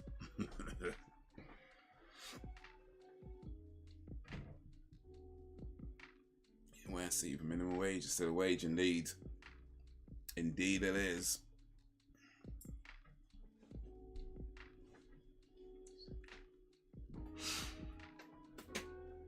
But yeah, it's like when you start comparing things, it almost never goes well. Like,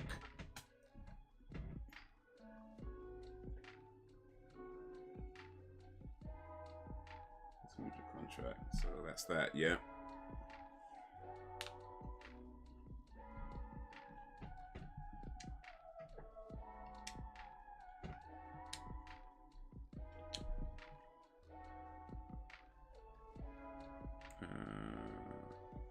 I need to put my health up again.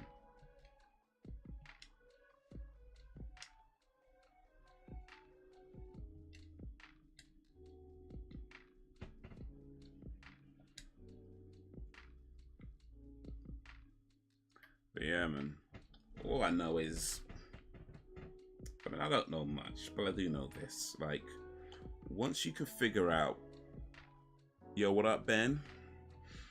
Once you can figure out the types of things you want in life, what's important to you, where your priorities are, what you're passionate about, that sort of stuff.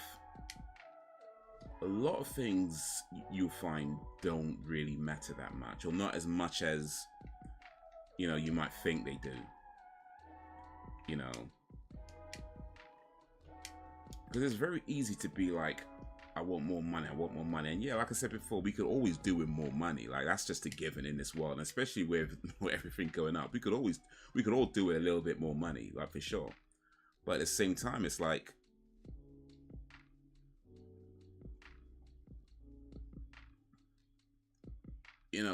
everything has a limit.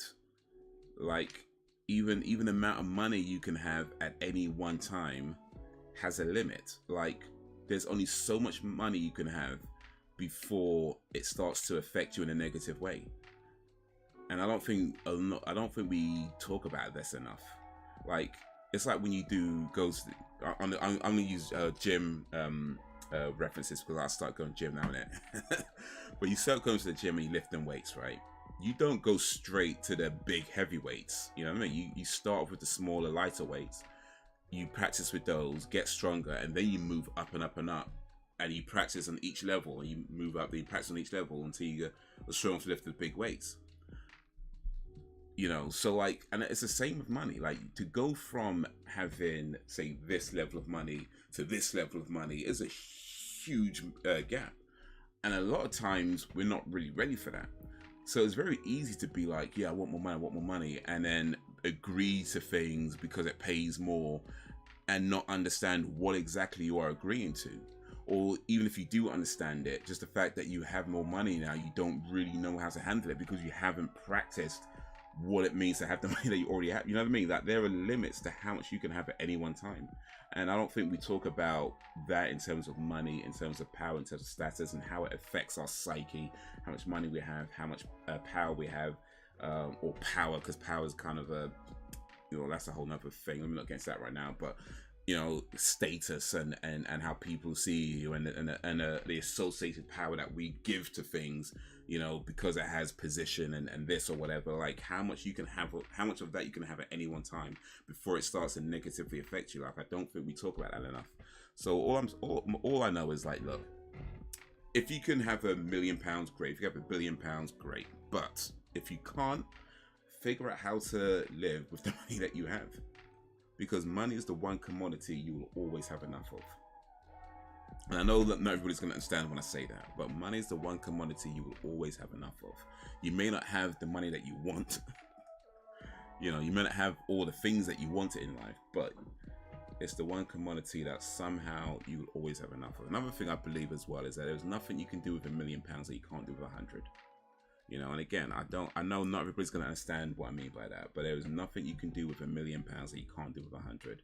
And it's really just comes down to figuring out how to best navigate whatever situation you're in, you know, and taking what you have and just doing the best you can with it, because at the end of the day, that is all you can do.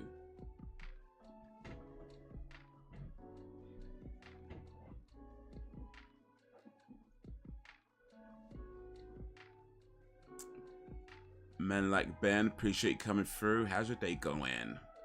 We're just talking about money, by the way, in case you well, I guess we're talking about feminism and male feminists, and it kind of got into money and pay.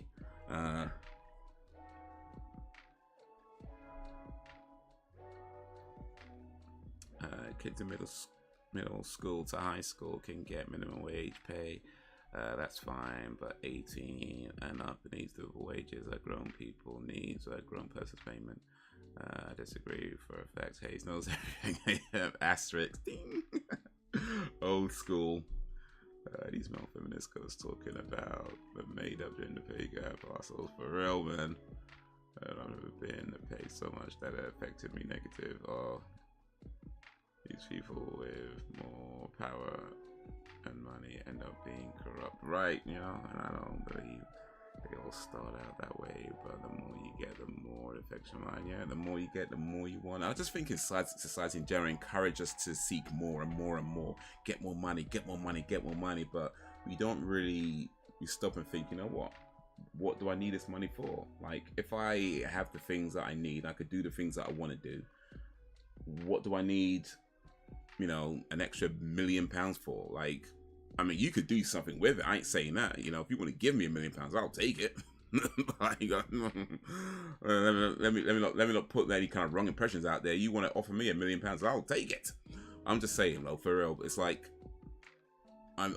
why go out and seek something that you don't necessarily need? Like, if you can do the things that you want to do in the life that you have, why are you seeking things that you don't need? Or why are you chasing things that don't necessarily benefit you? And when you get them, it's like, well, what do you do with it? You know, what do you do with it? And it's and I'm sure you see this as well. Like, how many like lottery winners, for example, just end up broke within, you know, the first sort of few years. It's like, what do you do with it? Like, you just all this money all of a sudden, and what do you do? You have no idea how to manage it. You have no idea about, you know, money management. I mean, we all think we do. Oh yeah, I'll invest in this and I'll get this and I'll invest that, and well, we all think we have good money management, but how many of us actually do? You know, how many of us actually do?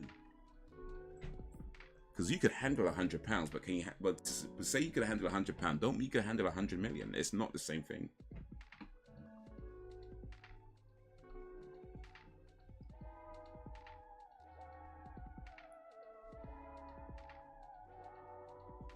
Thanks.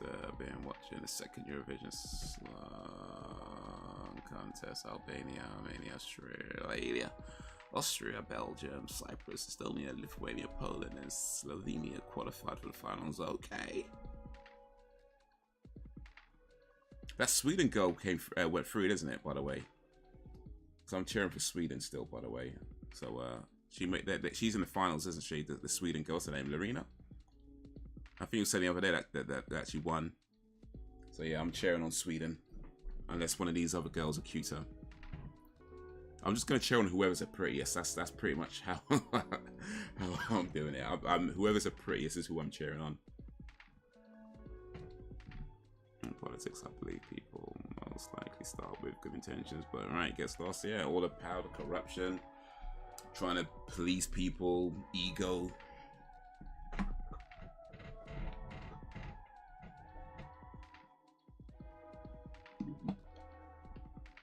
All of that, you know.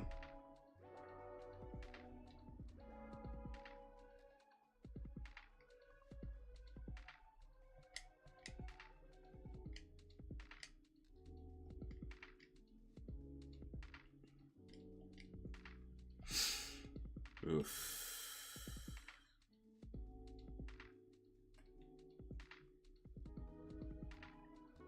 All of that. Oh, it's this one.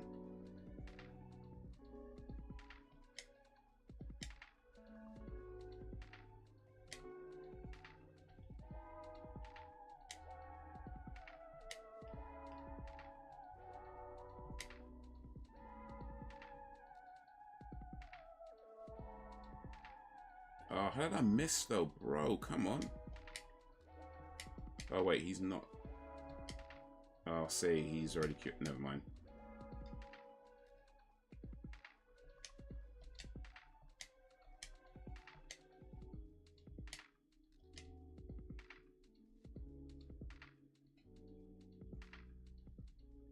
Oof, that was close.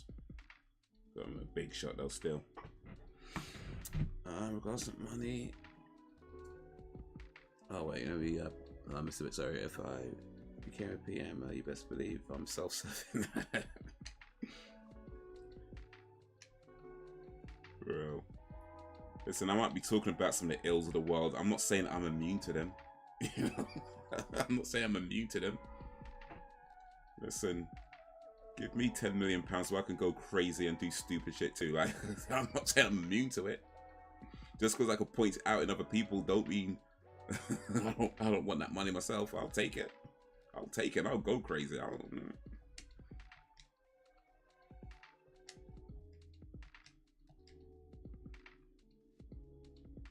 Regards to money, I think all you really need is enough to live comfortably, not a lot of excess. If you have a roof over your head, a full belly, and clothes on your back, exactly, then you can't really complain. Exactly. That's the thing. I think we just lose sight of just certain things, like what's really important. You know, what is really important, and we just chase things because I think we kind of like we're encouraged to buy into this idea of success that isn't our own. You know what I mean? Like it's somebody else that's told us this is what success means. Success is when you have lots of money. Success is when you have lots of power. Success is when you have lots of fancy cars and lots of this and lots of that. More. That's what success is. And the truth is, success is what you make it. You know, you define success for yourself. What is successful? To achieve, like we break down the word to its fundamental meaning. It just means to achieve something. And if you set out to achieve a life of, you know, no stress, and you do that in the job that you have, you know, with the money that you earn, and you could be like, okay, well, my bills are covered. You know, I've got food on the table. I've got clothes on my back. I've got a roof over my head. You know, and you still got money left over to enjoy yourself and to do some cool stuff. You know, you're not stressed out. You're not whatever. And if you can do that, then so what if like your next door neighbor has a, you know, Bugatti or whatever? But we're kind of encouraged to like envy that guy and say, oh, he's got this and you want that too. And you're not successful in this, you have that. So now you're stressed out trying to get something that you don't even want to impress people you don't even like that much. It's like, come on. You know what I mean? It's like, that's kind of how we're encouraged to be. But yeah, you're right. It's just if you could find a way to live within what you have. That's not to say that you must never ever, you know, have more money or whatever. Of course, you could always have more money as it comes to you, because as I say, you know, once you're ready to move up, you can move up naturally rather than forcing yourself to like get more. You have no idea what you're doing with it, no idea why you're doing it, and then when you get it, it's just all kind of stress trying to keep it to impress people that, let's be honest, how many of them will come to your funeral when you die? You know what I mean? Like, all these people that we're trying to impress at our workplaces, these bosses and these like corporate whatevers, like when we're gone, how many of them are coming to our funeral? Probably none of them. You know, not unless of course you still work at a company and they have to go to show face. But I'm being serious when I say it's like, when you die, who's coming to your funeral? I don't know if you think about this, but I do think about this. Like, who's coming to your funeral? Or at the very least, who would want to come to your funeral? Because, of course, not everybody who'd want to come can come, you know, logistics, travel, blah, blah, blah. But who would actually want to come to your funeral? And I remember, like, there was a lady in a place I used to work where she had a baby and the baby passed away. And she invited a few people to come to the funeral. And amongst the people that came were like some of the managers and stuff like that, and there's a couple of managers, and I wouldn't say that they don't care. Like, I think that's probably a bit harsh, but at the same time, it's like, you know, they were only really there because they kind of have to be, you know, not necessarily because they truly want to be there to support her. You know, they're just kind of there because it's like, she used to work here, that it happened shortly after she left. And if you don't go, it makes the company look bad. It's that kind of thing, you know. So it's like, who would actually want to go, you know, to actually be there to show their respects, or, you know, that sort of thing? Who would actually want to go? And all these like corporate places where it like they'd only go if they have to, and because it's none of it is real. They don't really like you. All they like is what you can do for them.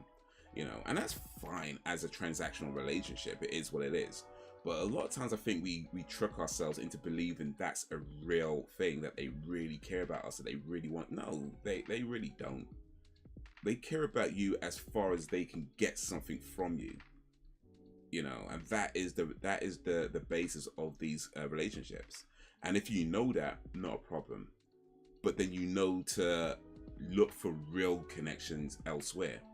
A lot of times we don't do that. We trick ourselves into believing these things are real, that these people really, I mean, think about this. Like, anytime you've had a job and you've left, like, how many people do you actually keep in contact with? All these people that you used to talk to on a daily basis, how many of them you actually keep in contact with when you leave a job? Very few, right? Very few.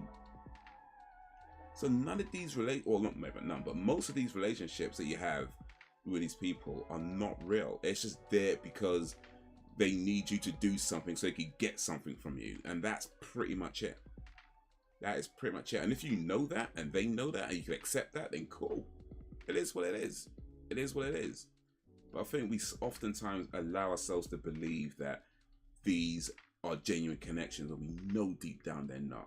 And then we get stressed out when, you know, things don't go so well, or when we're trying to please people because we're trying to get this, and we're trying to, you know, and what for? What for? To impress people that don't care about you? I don't know, man. I don't sound like a good life to me.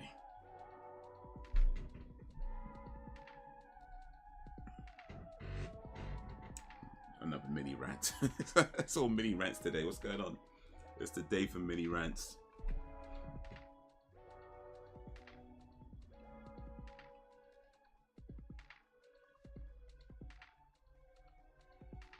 Yes, we didn't go through. I think Lorraine has a good chance to win. Awesome. Yeah, we're supporting. Oh, well, I'm supporting Lorraine anyway. I don't back you. I'm supporting Lorraine. She's the cutest one I've seen so far. To be fair, she's the only one I've seen so far, but still, she's cute. So I'm supporting Loreen. And I have been to Sweden as well, so I'm part Swedish. I've been to Sweden twice, actually. So yeah, I'm part Swedish. So I'm supporting Loreen. Until I was Belgium, there were a few attractive females, but I don't know your type. You might disagree. Nah, I'm sure they're all cute. I'm sure they're all cute. I don't know if I have a type, to be honest with you. Not like that, anyway. I don't know.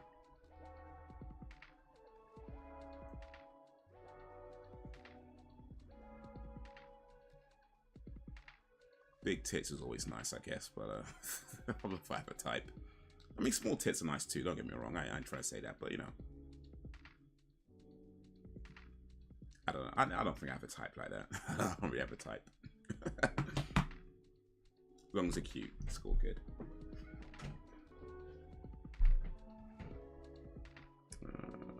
Hit on the head things. I'll do some good, but yeah, probably so seven.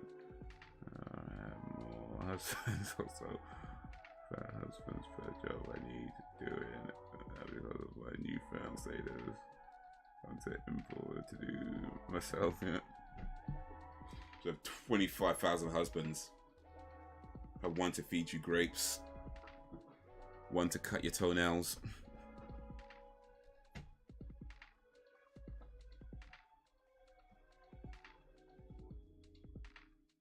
I had the more I appreciated what I did have, the more I had, the less content I was, right? Because you always want more. Swipe his both. You'll even sell for a faint one. A faint? Wait, faint? What, as in passed out? I mean, I don't know if I'd do that. Maybe I might be tempted. But nah. Nah.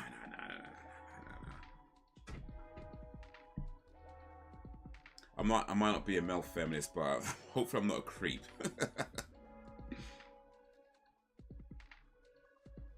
It's like guy from that movie Kids, where you bang that girl that passed out. Like, ugh.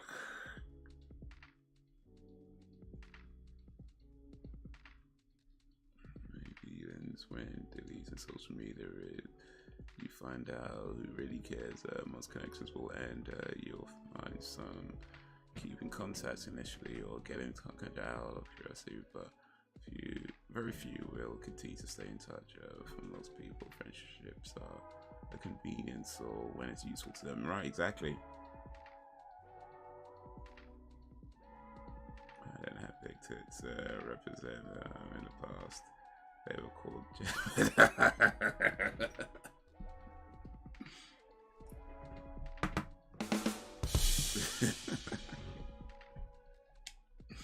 I remember them dudes. I actually saw them at an event like some years back. It was a VidCon or stuff like that. I think one of the VidCon events, or not VidCon, sorry, it's City, Summer in the City. But yeah, I remember seeing them at. I didn't speak to them, but I remember seeing them there. They were like talking to one of their fans, I guess, and maybe Son of Norcross. I don't know. I wasn't really paying attention. But I remember seeing them because you know their hair is very recognizable.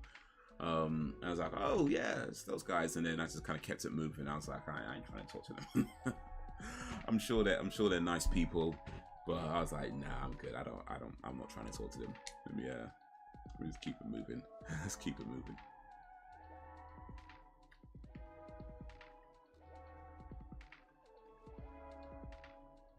Okay. I have all the women you want still. I ain't giving you a divorce.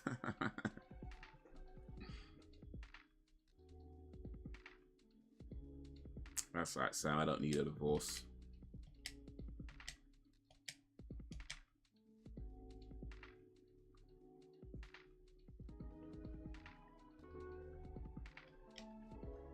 I don't need a divorce. I'm just gonna not tell you where I'm going.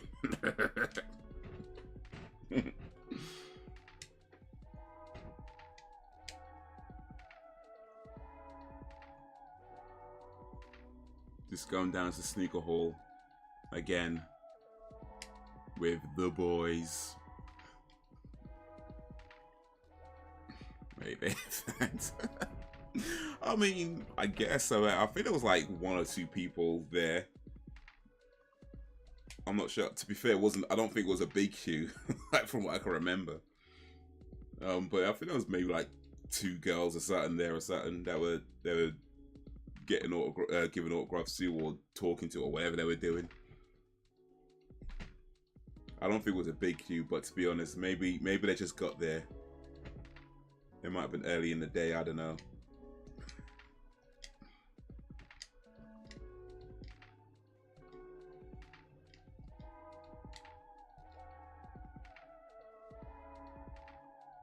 I still want to try and get Sid to 60.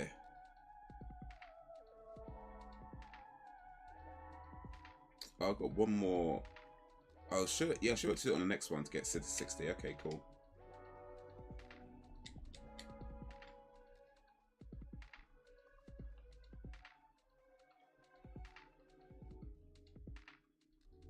After the recent WrestleMania 17 stream, you could always treat Sam like Linda and have Lorraine. Trish saying. I mean, I have to drug her first though and put in a wheelchair. That might be a bit much.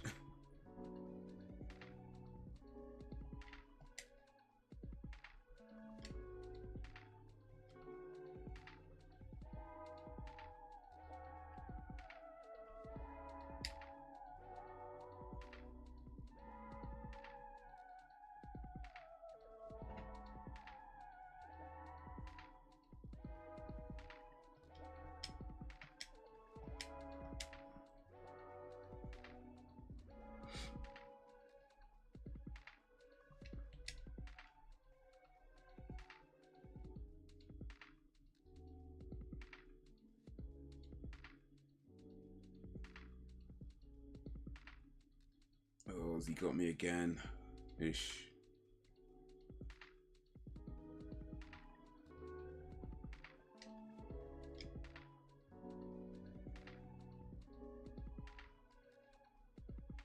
Oh, flipping out.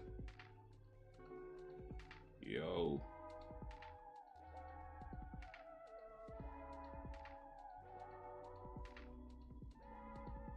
Yo, come on, come on, come on.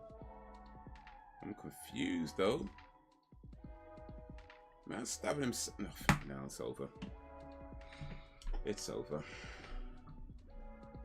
I'm going to the Peter Andre book signing because Elle liked them at the time. We got in line. I made it 10 minutes and I was over and left out at McDonald's instead. Left out McDonald's instead. Peter Andre or McDonald's? You went with the McDonald's. Yeah, that's probably the best choice. I ain't gonna lie. Actually, no. To be fair, Peter Andre had some good hits back in the day. Like, was it Mysterious Girl that he had? That was a pretty cool song. I ain't gonna lie, that was a good song. He had a few good songs. And what was that one? Pump it up, pump. I don't remember what it's called, but that was a cool song too. It was a catchy song. Everybody rock the pop. I can't remember how it goes, but yeah, some catchy songs. Got some catchy songs.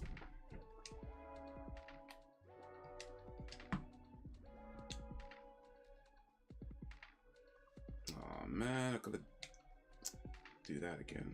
Flipping out.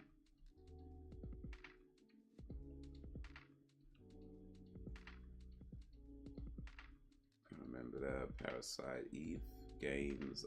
I don't believe I ever played those actually.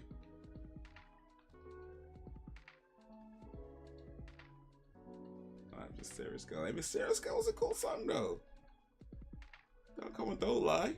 Don't lie. Mysterious Girl was a cool song.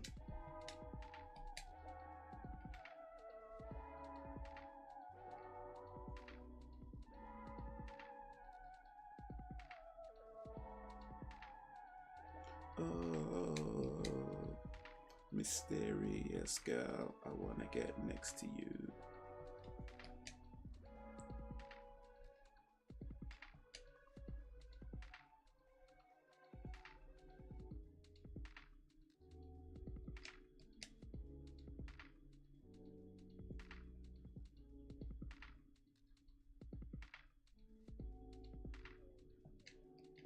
man, taking long though.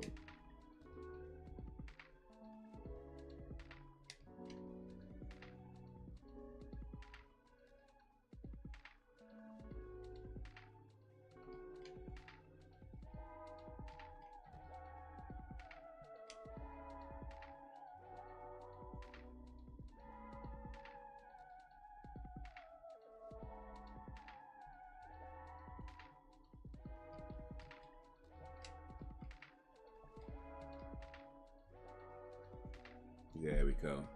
Well, check out the trailer for Parasite Eve games. Ain't there like, what was it, space games or something?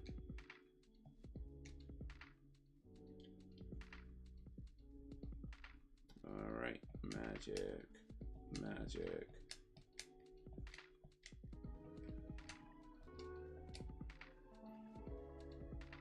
Showing me as a dude with crappy music. Hey, Mysterious Girl was a good song.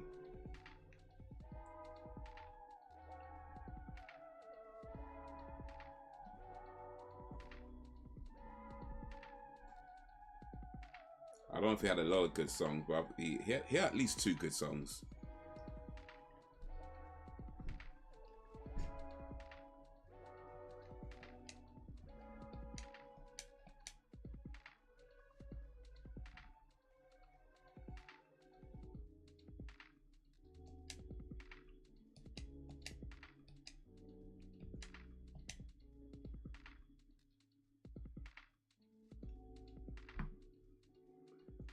I went all the way to Serbia in 2008 to watch the Eurovision. Probably backs up your statement. Bro, man went to Serbia. Okay, what was that like?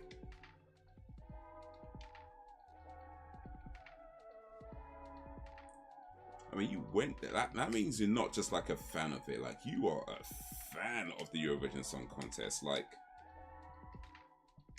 I think for most people it's just like it's a cool thing to watch every year, but for you, no, you are into it. Man went to Serbia. Okay.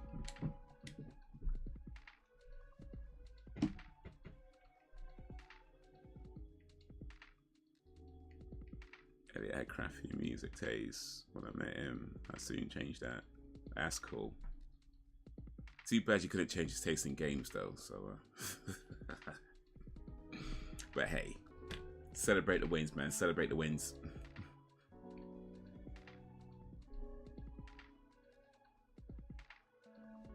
You got him into Aqua.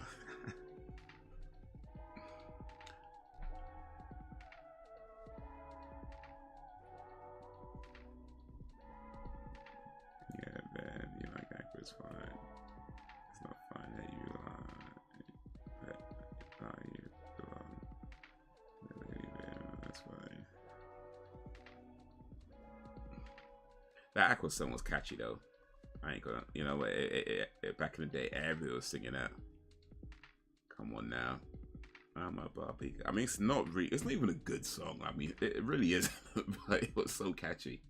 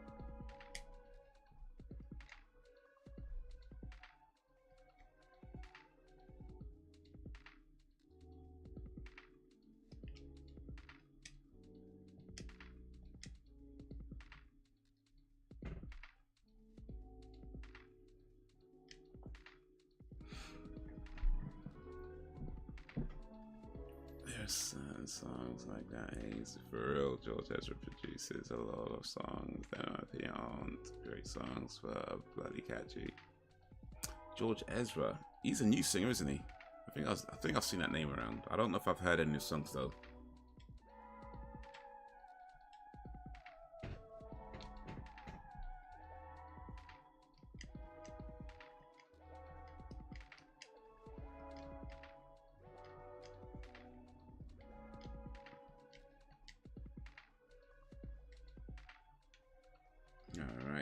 one more should put me over for Sid.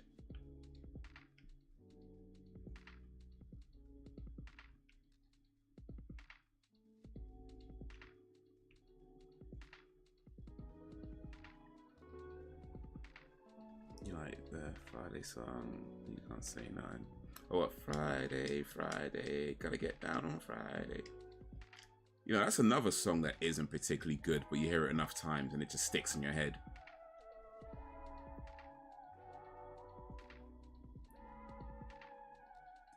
Alright. Oh, excuse me.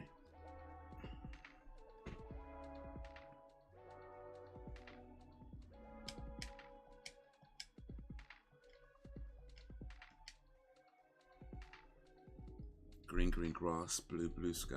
You better throw a party on the day that I die.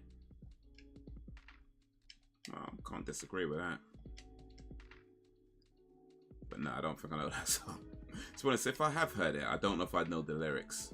Because if I heard it, I probably heard it on the radio. And if I heard it on the radio, it means I was driving at the time that it was on. If I was driving at the time, then I probably wasn't paying too much attention to actual lyrics. So if I have heard that song, yeah, I'm not gonna recognize it. I might recognize if I hear the beat or something, but yeah, I'm probably not gonna recognize. I don't think I'm gonna recognize it from the words. All right, all right, all right. We've got Sid on level 60. Save that. Check out what you've done. Okay. Is it Parasite Eve? I'm pretty sure I've heard of the game. I don't know nothing about it though. Probably ignored it for some reason, I'm sure.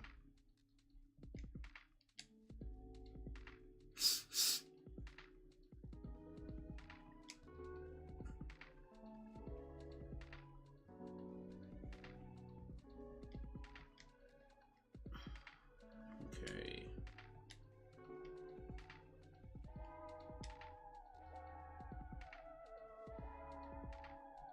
Oof.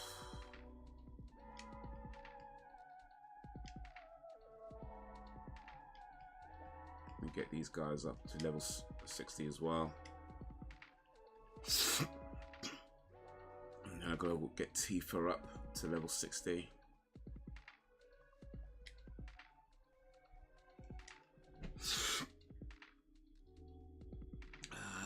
Aaron Carter, Saturday is a vibe. Got it in my phone. Aaron Carter, yeah. And he passed away, I think, a few years ago, didn't he? He was young too. My day was alright. My day was alright. Pretty regular stuff, you know. Did some cab work earlier. Did some video editing. Piano practice. And yeah, pretty much my day. Pretty much my day. I was thinking, was there something else I was doing today? No, I don't think there was.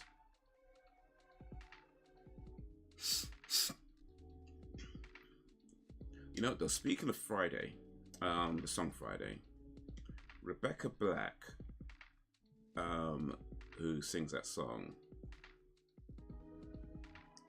put out an album I think a few months ago now, or a month or two ago, and no word of a lie, that album is incredible.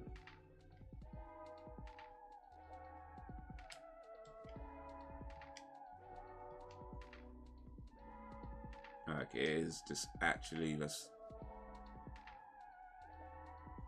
a good all-round solid album. Like, it really is. Like, it's got some real great songs in it. Like,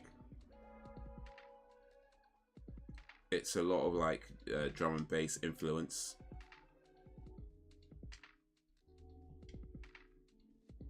Oh, freaking hell, man.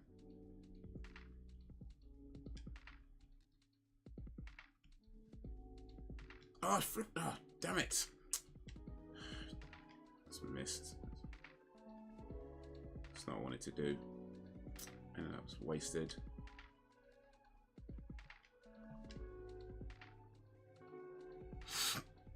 Sam's back.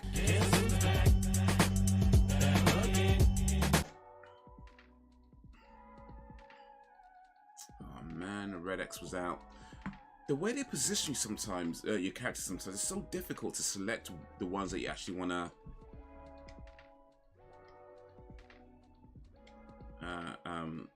give something to. You just end up selecting the wrong ones. I flip it out, man.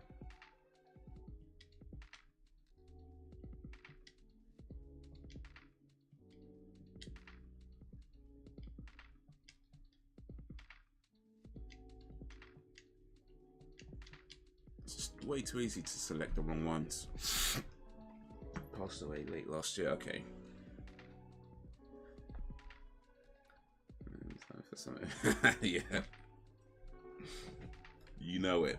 You know it.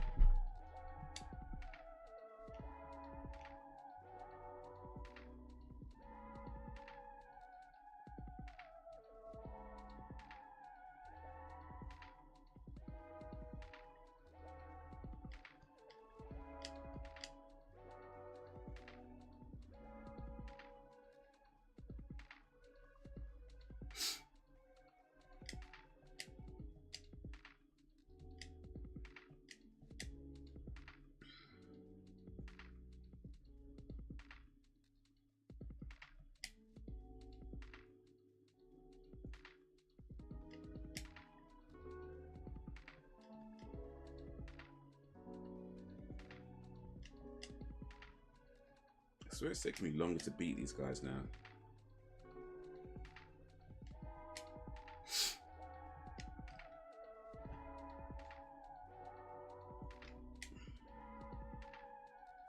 There we go. I do have some music in my library you wouldn't expect me to have though.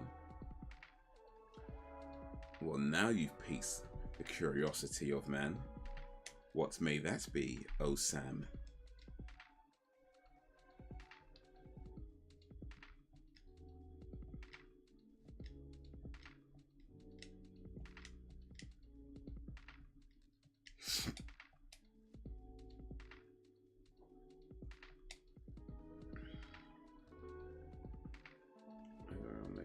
When it comes to music, I like a bit of everything except classical. Except classical, interesting. Yeah, no, I'm about the same. I'd say I listen to a range of different stuff, from rock, pop, hip hop.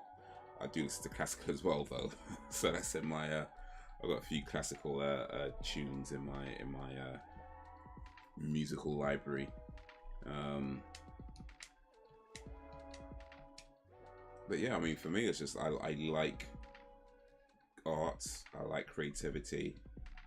You know, I like music that's made with passion.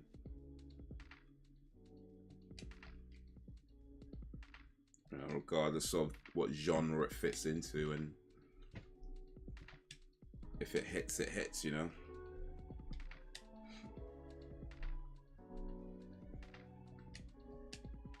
I have Kendrick Lamar. Okay, nice. We gonna be alright. Yo, what up, Ken?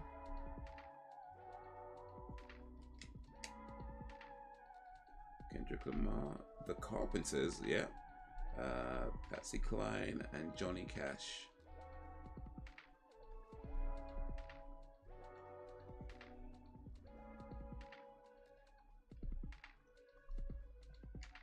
I hurt myself today to see if I still bleed.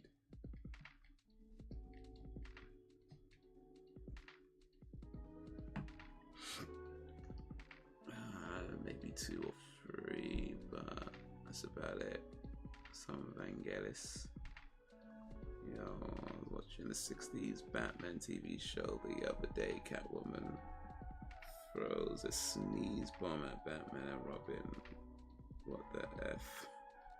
That was an actual thing. A sneeze bomb. Yeah. I mean, I don't remember that specifically, but yeah. Why not? Why not? It's some 60s Batman was lit. You don't know. Well, I mean, you do know, you just watched it, but the 60s Batman was lit. Adam West is the best Batman, or the best live action Batman ever. Like, there was not Michael Keaton, not Christian Bale, not Ben Affleck, not George Clooney, not Val Kilmer, not Robert Pattinson. You know, they've all done well. But the best live action Batman has always been Adam West. He's not the first live action Batman, by the way. I don't know how many people know this, but he's not the first. There was 2 actors that played Batman on screen before Adam West. But even still, Adam West is the best live action Batman ever. Nah. Yeah, I was saying we need to have a 60s TV series or TV Tuesdays at some point. Classic show indeed. Used to watch that when they showed it on TV.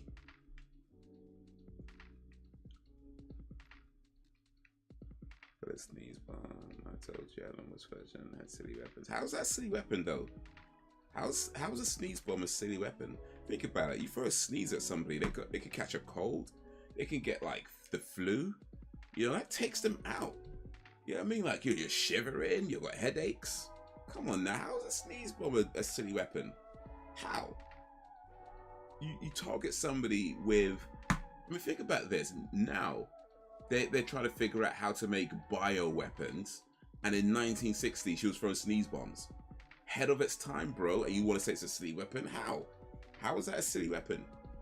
That is a biological engineered weapon that would make somebody sick with a potential disease that could take them out of commission and make them easier to beat. How is that a silly weapon? Come on now.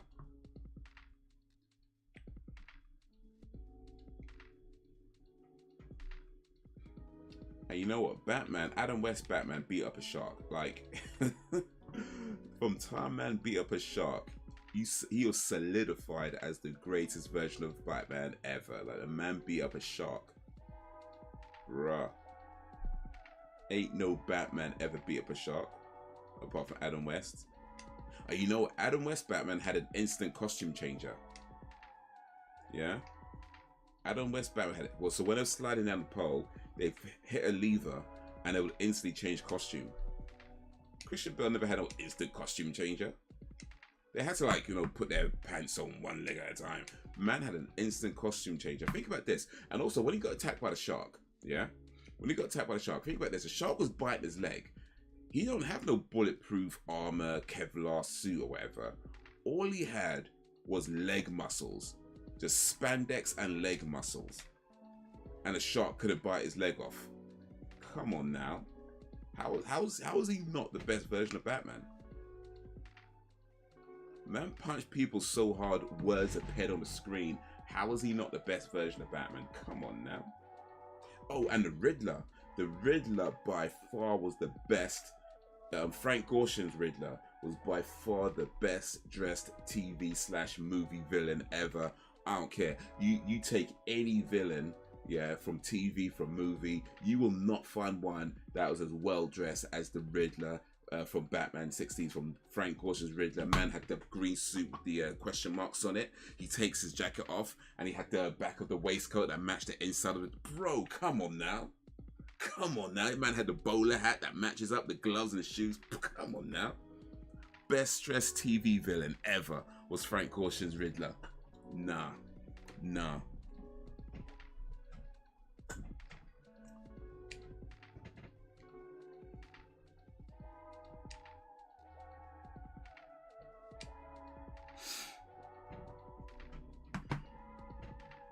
Losing My Religion by R.E.M. is also one of my favorite songs. It's my happy song. A song about a man losing his faith, sitting in the corner, questioning life. That's my happy song. Makes sense though. Makes sense. No shame in that. No shame at all, man. I love that song. Also, Nights in White Satin by the Moody Blues. Scorpions, Joan Jett, Blondie. Stacey Q, Master P, Trick Daddy, Jason, Aldine, Tim McGraw, Dolly Parton, Tina Turner, Eve, Missiella, Anastasia, Arlia, Timbaland, Nightwish, ACDC, Metallica. Sometimes you can't get rid. Exactly. Sometimes you can't get rid of a bomb. He did get rid of the bomb, by the way. He did get rid of the bomb. But yeah.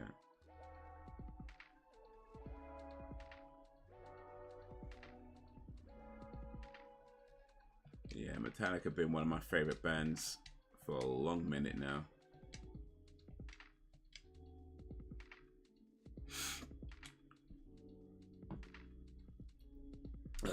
Alright. We're still trying to level up to 60. So I'm going to do one more match. We've got a long way to go before we get to 60 on each one, actually, but we'll do one more for now.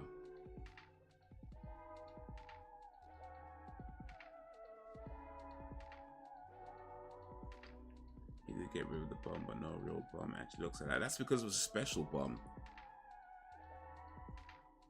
I mean, these are super villains. They're not working with like regular weapons. They're working with super villain weapons. So of course it don't look like anything you've seen. Of course. It's a super villain bomb. I have a video coming out, by the way. So I'm working on a video for my movie channel. It's called Why Batman the Movie is Not Trash. And in that video, I attempt to explain why the 1966 Batman movie is not trash. And I've recorded a video. It's almost fully edited. I just need to add like the visuals to it. But yeah, I've written it, recorded it, about halfway through editing it. But yeah, that's a video where I explain in great detail why Batman the movie, the 1966 Batman movie with Adam West and Burt Ward, is not trash. And I'll talk about some of the things that, you know, people say are silly and why it's not actually silly, and why it all actually makes a whole lot of sense. So yeah, look out for that video. Hopefully in the next like week or so that should be ready. But I normally talk about why film is trash. Like on my channel, it's like why this is trash, why that is trash, blah blah blah blah is trash. This time I'm making a video about why it is not trash.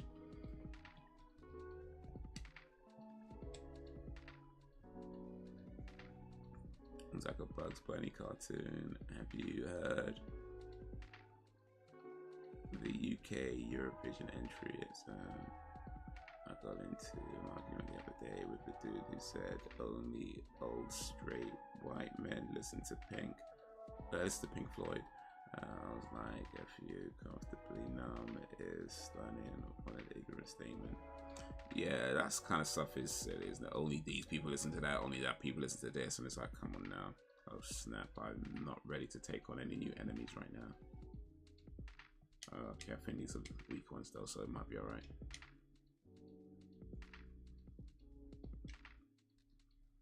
But yeah, people be saying some dumb stuff.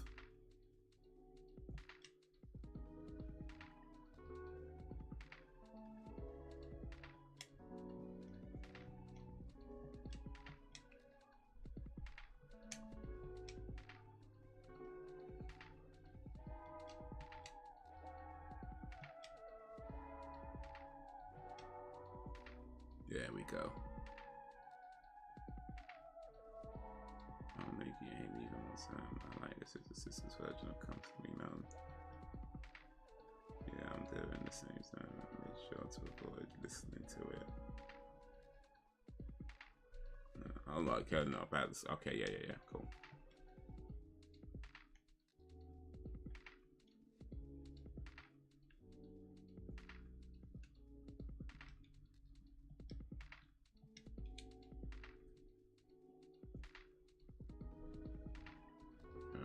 Some put that up, and save.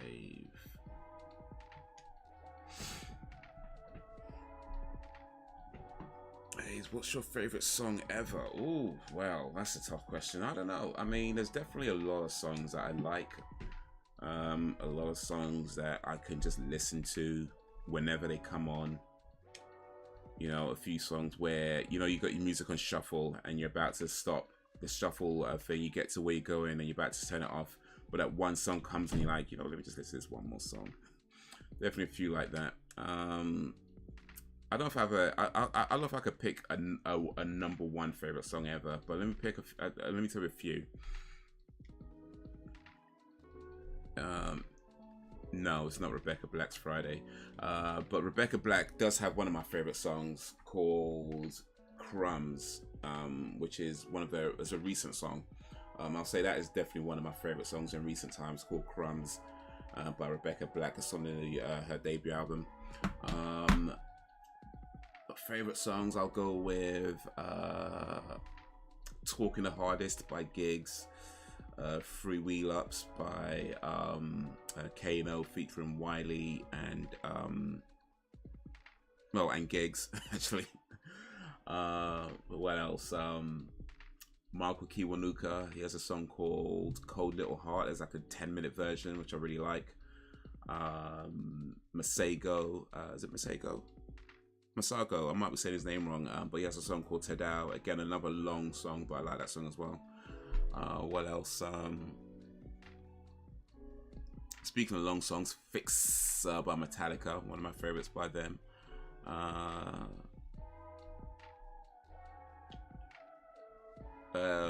Drummer, The Drummer rather, by the Red Hot Chili Peppers. It's one of their recent album, but pretty much anything by the Red Hot Chili Peppers, really.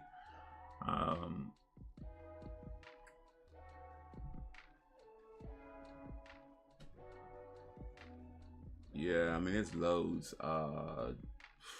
Man, Jadena, Long Live the Chief.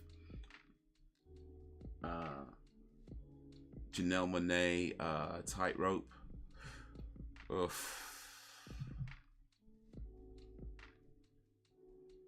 Yeah, there's loads, man. There's so many to pick from when it comes to favorite songs. But yeah, there's a few. There's a few that come to mind.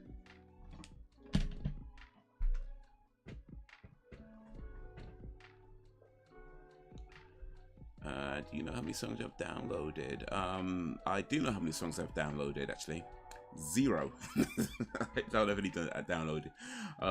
It's streamed, yeah, so I just stream my music. I haven't downloaded. Actually, to be fair, I probably do have some downloaded, but yeah, maybe I've got a few downloaded still, but I don't know, maybe 100, I guess, something. Not many.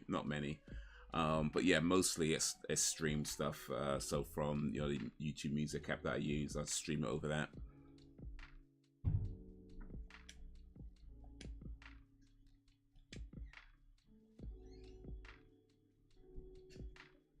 That's what people say. That kind of stuff. Yeah, on their high horses about race and gender equality, while generalizing a group of people at the same time, make it make sense. Right? Exactly.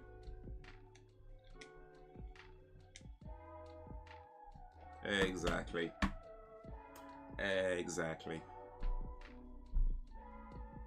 Okay, where am I going to sit? The car, the back, or the front? I didn't do my homework because it's Friday. It's Friday. It's Friday. Is that your favorite song, Ken? It's a catchy song. It's a catchy song. Ain't no shame in it. I know people like about it into sarcasm. One guy pre-Brexit said to me that he was sick of the amount of immigration in the UK so much. He has attempted to move abroad.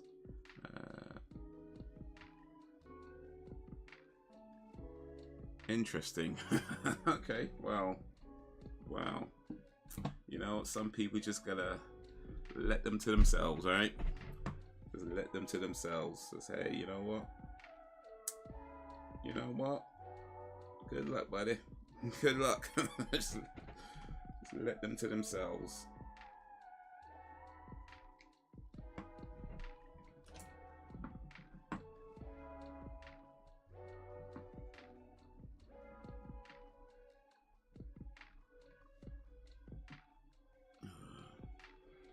Good for reply, general time.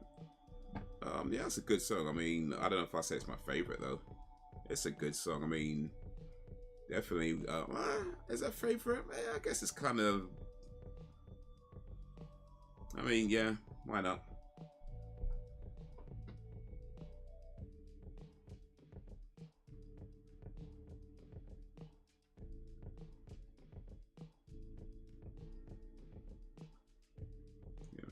sick of immigration, so I'm going to emigrate. Yeah. I'm sick of you coming here, so I'm gonna go there. See how you like it.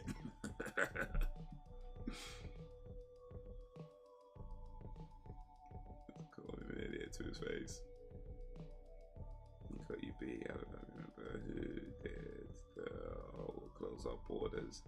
She lives in Spain. The remix. Don't forget your reaction. I mean, yeah. To be honest, I probably forgot my reaction. In all honesty, like, yeah. I think I've already forgotten my reaction. I mean, here's the thing, guys. It's like, I know, like, you got to know that there's, like, at this point, thousands of videos on the channel. Like, I don't even know what the number is, like, but there are, it's over, I think it's maybe, it's, let me, it's over 1,000. It's over 1,000. Let me try and find out real quick how many videos are actually on the channel.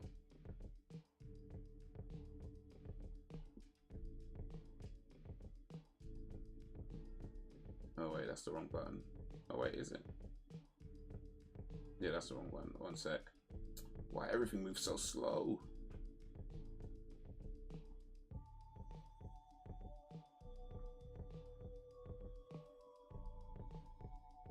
Why everything moves so slow? That's why I need a new computer, man. I need things to stop moving so slow.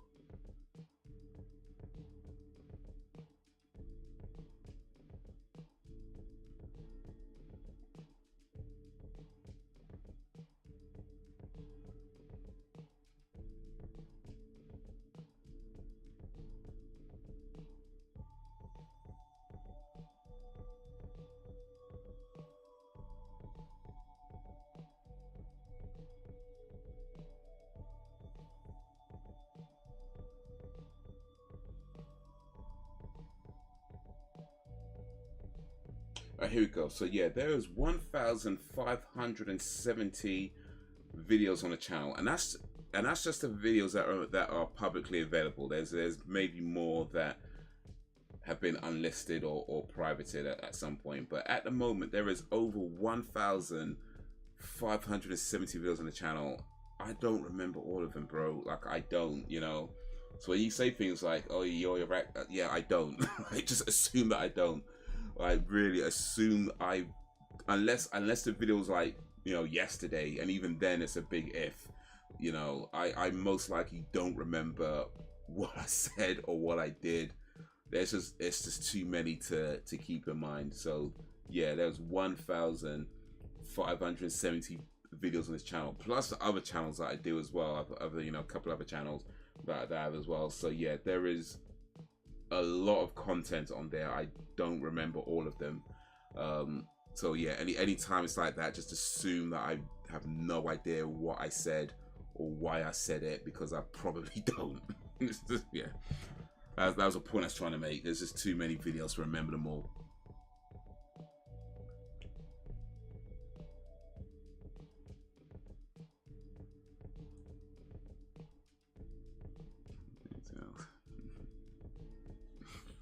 But yeah, it is that time. It is that time. 11:40 it is now. It is almost tomorrow. So yeah, time to start wrapping up. Hopefully we won't have these problems on future streams. But you know,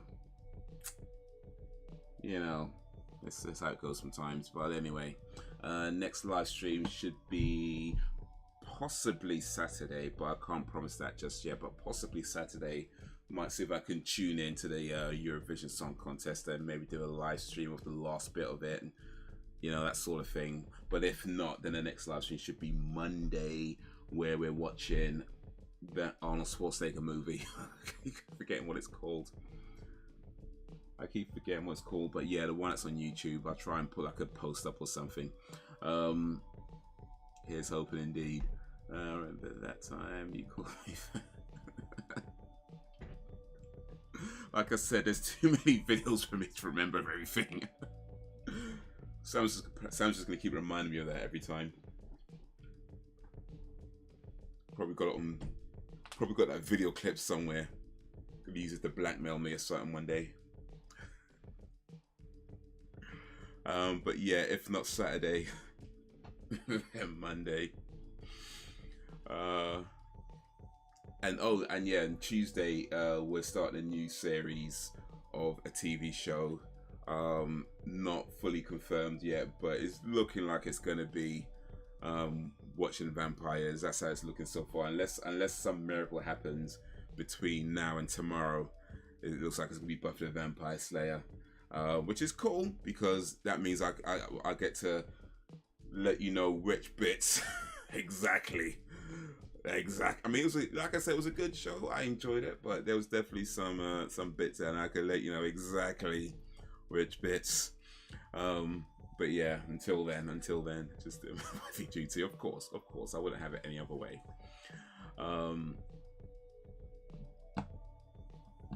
It's not in the lead, or is it now? Well, the last I checked, let's wait. One sec. Oh, that was the wrong button. Everything's so slow.